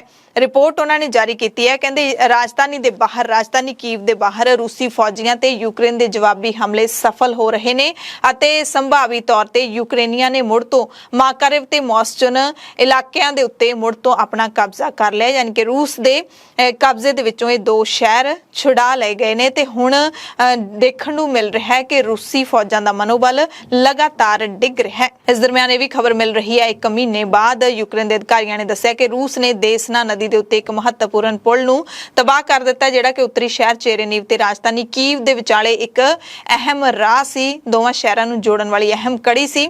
ਯੂਕਰੇਨ ਦੇ ਮਨੁੱਖੀ ਅਧਿਕਾਰ ਲੋਕਪਾਲ ਲਿਊਡਮਾਈਲਾ ਡੇਨੀਸੋਵ ਨੇ ਕਿਹਾ ਕਿ ਇਸ ਪੁਲ ਦੀ ਵਰਤੋਂ ਸ਼ਹਿਰ ਵਿੱਚ ਮਨੁੱਖੀ ਸਹਾਇਤਾ ਪਹੁੰਚਾਉਣ ਤੇ ਉੱਥੇ ਫਸੇ ਹੋਏ ਨਾਗਰਿਕਾਂ ਨੂੰ ਬਾਹਰ ਕੱਢਣ ਲਈ ਕੀਤੀ ਜਾ ਰਹੀ ਸੀ। ਸ਼ਹਿਰ ਵਿੱਚ ਬਿਜਲੀ ਪਾਣੀ ਸਪਲਾਈ ਕਰਨ ਦੀ ਕੋਈ ਵਿਵਸਥਾ ਨਹੀਂ ਹੈ, ਵਿਵਹਾਰਿਕ ਤੌਰ ਤੇ ਕੋਈ ਗੈਸ ਨਹੀਂ ਹੈ, ਬੁਨਿਆਦੀ ਢਾਂਚਾ ਤਬਾਹ ਹੋ ਗਿਆ।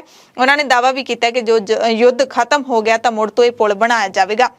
ਮਾਰੀਓਪੋਲ ਦੇ ਵਿੱਚ ਵੀ ਬਹੁਤ ਨਾਜ਼ੁਕ ਹਾਲਾਤ ਬਣੇ ਹੋਏ ਨੇ। ਯੂਕਰੇਨ ਦੇ ਸ਼ਹਿਰ ਮਾਰੀਓਪੋਲ ਚੋਂ ਲੋਕਾਂ ਨੂੰ ਕੱਢਣ ਦੀਆਂ ਕੋਸ਼ਿਸ਼ਾਂ ਅਸਫਲ ਹੋ ਗਈਆਂ ਨੇ। ਜਿਹੜੇ ਲੋਕ ਆਪਣੀਆਂ ਕੋਸ਼ਿਸ਼ਾਂ ਦੇ ਨਾਲ ਬਾਹਰ ਨਿਕਲ ਸਕੇ ਉਹ ਨਿਕਲ ਕੇ ਚਲੇ ਗਏ ਨੇ ਤੇ ਰੂਸੀ ਬਲਾਂ ਦੇ ਕੰਟਰੋਲ ਵਾਲੇ ਕੁਝ ਇਲਾਕਿਆਂ ਤੱਕ ਥੋੜੀ ਬਹੁਤੀ ਸਹਾਇਤਾ ਅਤੇ ਸਪਲਾਈ ਇੱਥੇ ਜ਼ਰੂਰ ਪਹੁੰਚੀ ਹੈ ਤੇ ਇੱਥੇ ਭੋਜਨ ਲੈਣ ਦੇ ਲਈ, ਖਾਣਾ ਖਾਣ ਦੇ ਲਈ ਲੋਕ ਲੰਬੀਆਂ ਲਾਈਨਾਂ ਦੇ ਵਿੱਚ ਲੱਗੇ ਹੋਏ ਨੇ।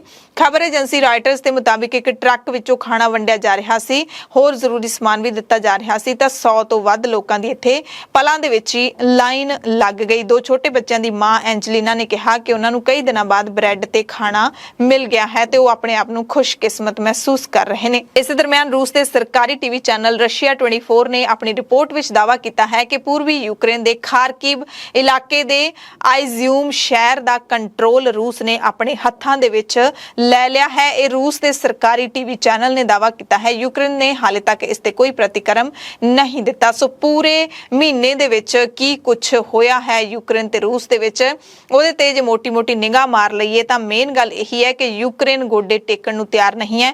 ਯੂਕਰੇਨ ਵਾਰੀ-ਵਾਰੀ ਅਮਰੀਕਾ ਤੋਂ, ਨਾਟੋ ਮੁਲਕਾਂ ਤੋਂ ਸਹਾਇਤਾ ਮੰਗ ਰਿਹਾ ਹੈ।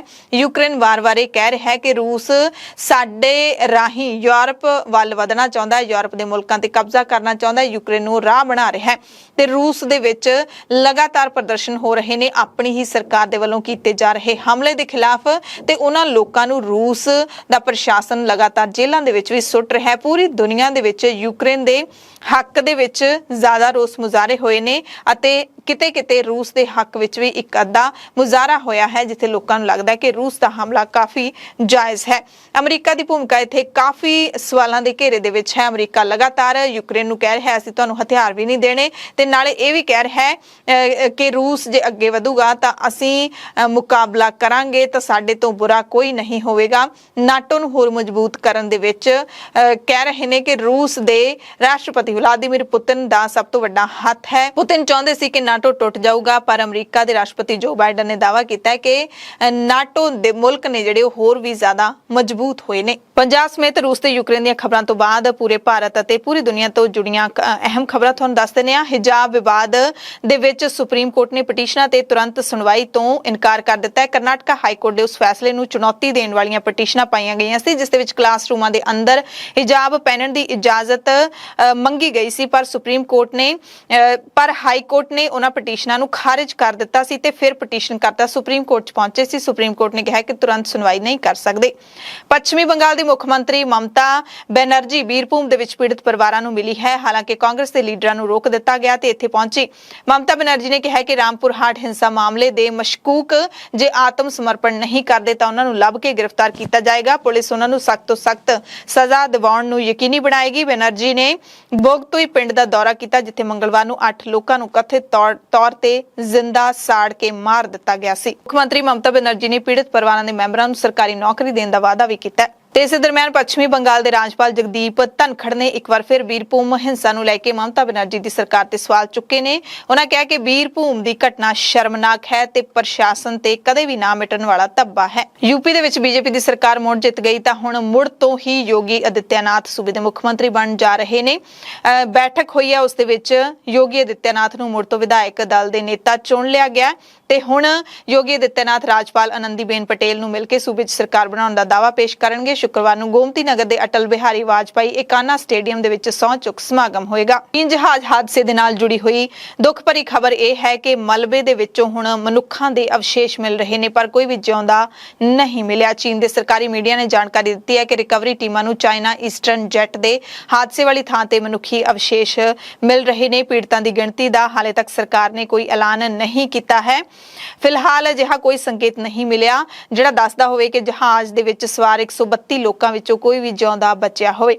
ਜਾਂਚਕਰਤਾ ਹਾਲੇ ਇਹ ਪਤਾ ਲਾਉਣ ਦੀ ਕੋਸ਼ਿਸ਼ ਦੇ ਵਿੱਚ ਨੇ ਕਿ ਅਚਾਨਕ ਜਹਾਜ਼ ਦੇ ਕ੍ਰੈਸ਼ ਹੋਣ ਦਾ ਕਾਰਨ ਕੀ ਸੀ। ਉਮੀਦ ਕੀਤੀ ਜਾ ਰਹੀ ਹੈ ਕਿ ਕਾਕਪਿਟ ਵੌਇਸ ਰਿਕਾਰਡਰ ਤੋਂ ਇਸ ਸੰਬੰਧੀ ਕੋਈ ਸੁਰਾਗ ਮਿਲ ਸਕਦਾ ਹੈ। ਅਧਿਕਾਰੀਆਂ ਨੇ ਦੱਸਿਆ ਕਿ ਬਲੈਕ ਬਾਕਸ ਬਾਹਰੋਂ ਖਰਾਬ ਸਥਿਤੀ ਦੇ ਵਿੱਚ ਪਾਇਆ ਗਿਆ ਸੀ, ਪਰ ਇਸ ਦਾ ਅੰਦਰੂਨੀ ਰਿਕਾਰਡ ਠੀਕ ਜਾਪਦਾ ਹੈ। ਫਿਲਹਾਲ ਇਸ ਨੂੰ ਜਾਂਚ ਦੇ ਲਈ ਬੀजिंग ਭੇਜ ਦਿੱਤਾ ਹੈ। 3 ਦਿਨ ਪਹਿਲਾਂ ਇਹ ਹਾਦਸਾ ਵਾਪਰਿਆ ਸੀ। ਜਹਾਜ਼ ਡਿੱਗ ਗਿਆ ਸੀ, ਜਿਸ ਦੇ ਵਿੱਚ ਕਰੂ ਮੈਂਬਰਾਂ ਸਮੇਤ 132 ਜਣੇ ਸਵਾਰ ਸਨ ਤੇ ਆਮ ਤੌਰ ਤੇ ਜਦੋਂ ਵੀ ਇਹੋ ਜਿਹਾ ਜਹਾਜ਼ ਹਾਦਸਾ ਵਾਪਰਦਾ ਹੈ ਕੋਈ ਵੀ ਜਿਉਂਦਾ ਨਹੀਂ ਬਚਦਾ, ਕਿਉਂਕਿ ਜਹਾਜ਼ ਬਹੁਤ ਉਚਾਈ ਤੇ ਉੱਡਦੇ ਨੇ। ਅਮਰੀਕਾ ਦੇ ਰਾਸ਼ਟਰਪਤੀ ਜੋ ਬਾਈਡਨ ਸਮੇਤ ਕਈ ਦੇਸ਼ਾਂ ਦੇ ਲੀਡਰਾਂ ਨੇ ਅਮਰੀਕਾ ਦੀ ਪਹਿਲੀ ਮਹਿਲਾ ਵਿਦੇਸ਼ ਮੰਤਰੀ ਮੈਡਲਿਨ ਅਲਬਰਾਈਟ ਦੇ ਦੇਹਾਂਤ ਤੇ ਸੋਗ ਪ੍ਰਗਟ ਕੀਤਾ ਹੈ। ਅਲਬਰਾਈਟ ਦੀ ਉਮਰ 84 ਸਾਲ ਸੀ। ਕੈਂਸਰ ਕਾਰਨ ਮੌਤ ਹੋਈ ਹੈ। ਦੱਖਣੀ ਕੋਰੀਆ ਨੇ ਦਾਅਵਾ ਕੀਤਾ ਕਿ ਉੱਤਰੀ ਕੋਰੀਆ ਨੇ 2017 ਤੋਂ ਬਾਅਦ ਪਹਿਲੀ ਵਾਰੀ ਪਾਬੰਦੀਸ਼ੁਦਾ ਇੰਟਰਕੰਟੀਨੈਂਟਲ ਮਿਜ਼ਾਈਲ ICBM ਦਾ ਪ੍ਰੀਖਣ ਕੀਤਾ ਹੈ। ਜਾਪਾਨ ਦੇ ਦੱਖਣ ਵਿੱਚ ਸਮੁੰਦਰ ਵਿੱਚ ਡਿੱਗੀ ਇਸ ਮਿਜ਼ਾਈਲ ਨੇ 1 ਘੰਟੇ ਤੋਂ ਵੱਧ ਸਮੇਂ ਤੱਕ ਉਡਾਣ ਭਰੀ ਤੇ 6000 ਕਿਲੋਮੀਟਰ ਤੋਂ ਵੱਧ ਦੀ ਉਚਾਈ ਤੱਕ ਪਹੁੰਚੀ। ਜਾਪਾਨੀ ਅਧਿਕਾਰੀਆਂ ਨੇ ਅੰਦਾਜ਼ਾ ਲਾਇਆ ਕਿ ਇਸ ਦੀ ਰੇਂਜ 1100 ਕਿਲੋਮੀਟਰ ਹੈ, ਜਿਸ ਦਾ ਮਤਲਬ ਹੈ ਕਿ ਇਹ ਅਮਰੀਕਾ ਤੱਕ ਵੀ ਪਹੁੰਚ ਕਰ ਸਕਦੀ ਹੈ। ਨਾਰਥ ਕੋਰੀਆ ਤੋਂ ਜੇ ਉੱਡੇਗੀ ਤਾਂ ਅਮਰੀਕਾ ਤੱਕ ਇਸ ਦੀ ਮਾਰ ਹੋਏਗੀ। 2017 ਦੇ ਵਿੱਚ ਉੱਤਰੀ ਕੋਰੀਆ ਨੇ ਉਸ ਸਮੇਂ ਦੇ ਰਾਸ਼ਟਰਪਤੀ ਡੋਨਾਲਡ ਟਰੰਪ ਨਾਲ ਗੱਲਬਾਤ ਤੋਂ ਬਾਅਦ ਲੰਬੀ ਦੂਰੀ ਦੀਆਂ ਬੈਲਿਸਟਿਕ ਮਿਜ਼ਾਈਲਾਂ ਤੇ ਪਰਮਾਣੂ ਪ੍ਰੀਖਣਾਂ ਤੇ ਰੋਕ ਲਾ ਦਿੱਤੀ ਸੀ, ਪਰ 2020 ਦੇ ਵਿੱਚ ਕਿਮ ਯੋਂਗ ਨੇ ਐਲਾਨ ਕਰ ਦਿੱਤਾ ਸੀ ਕਿ ਅਸੀਂ ਇਸ ਵਾਅਦੇ ਦੇ ਨਾਲ ਕੋਈ ਬੰਨ ਕੇ ਨਹੀਂ ਬੈਠੇ ਹੋਏ। ਪਾਕਿਸਤਾਨ ਦੇ ਪ੍ਰਧਾਨ ਮੰਤਰੀ ਇਮਰਾਨ ਖਾਨ ਨੇ ਐਤਵਾਰ ਨੂੰ ਰਾਜਧਾਨੀ ਇਸਲਾਮਾਬਾਦ ਵਿੱਚ ਹੋਣ ਵਾਲੀ ਬੈਠਕ ਦੇ ਵਿੱਚ ਪੂਰੇ ਦੇਸ਼ ਨੂੰ ਸ਼ਾਮਿਲ ਹੋਣ ਦੀ ਅਪੀਲ ਕੀਤੀ ਹੈ ਤੇ ਮੁਲਕ ਨੂੰ ਸੁਨੇਹਾ ਦੇਣ ਦੀ ਅਪੀਲ ਕੀਤੀ ਹੈ ਕਿ ਉਹ ਵਪਾਰ ਦੇ ਖਿਲਾਫ ਨੇ। ਵੀਰਵਾਰ ਨੂੰ ਇੱਕ ਵੀਡੀਓ ਸੰਦੇਸ਼ ਦੇ ਵਿੱਚ ਇਮਰਾਨ ਖਾਨ ਨੇ ਕਿਹਾ ਕਿ ਇੱਕ ਖਾਸ ਗਰੁੱਪ ਪਿਛਲੇ 30 ਸਾਲਾਂ ਤੋਂ ਇਸ ਦੇਸ਼ ਨੂੰ ਲੁੱਟ ਰਿਹਾ ਹੈ। ਹੁਣ ਇਹ ਲੋਕ ਪੈਸੇ ਦੀ ਖੁੱਲ੍ਹੇਆਮ ਵਰਤੋਂ ਕਰਕੇ ਲੋਕ ਪ੍ਰਤੀਨਿਧਾਂ ਦੀ ਜ਼ਮੀਰ ਨੂੰ ਖਰੀਦਣ ਦੀ ਕੋਸ਼ਿਸ਼ ਕਰ ਰਹੇ ਨੇ। ਇਮਰਾਨ ਖਾਨ ਨੇ ਅਸਤੀਫਾ ਦੇਣ ਤੋਂ ਇਨਕਾਰ ਕਰ ਦਿੱਤਾ ਹੈ, ਜੋ ਪਾਕਿਸਤਾਨ ਦੇ ਵਿੱਚ ਸਿਆਸੀ ਭੁਚਾਲ ਆਇਆ ਹੋਇਆ ਹੈ। ਐਮਰਜੈਂਸੀ ਬੁਲੇਟਿਨ ਦੇਖਣ ਵਾਲੇ ਸਾਡੇ ਸਾਰੇ ਦਰਸ਼ਕਾਂ ਦਾ ਧੰਨਵਾਦ। ਸਵੇਰੇ ਫਿਰ ਮਿਲਾਂਗੇ ਖਬਰਾਂ ਦੇ ਵਿੱਚ।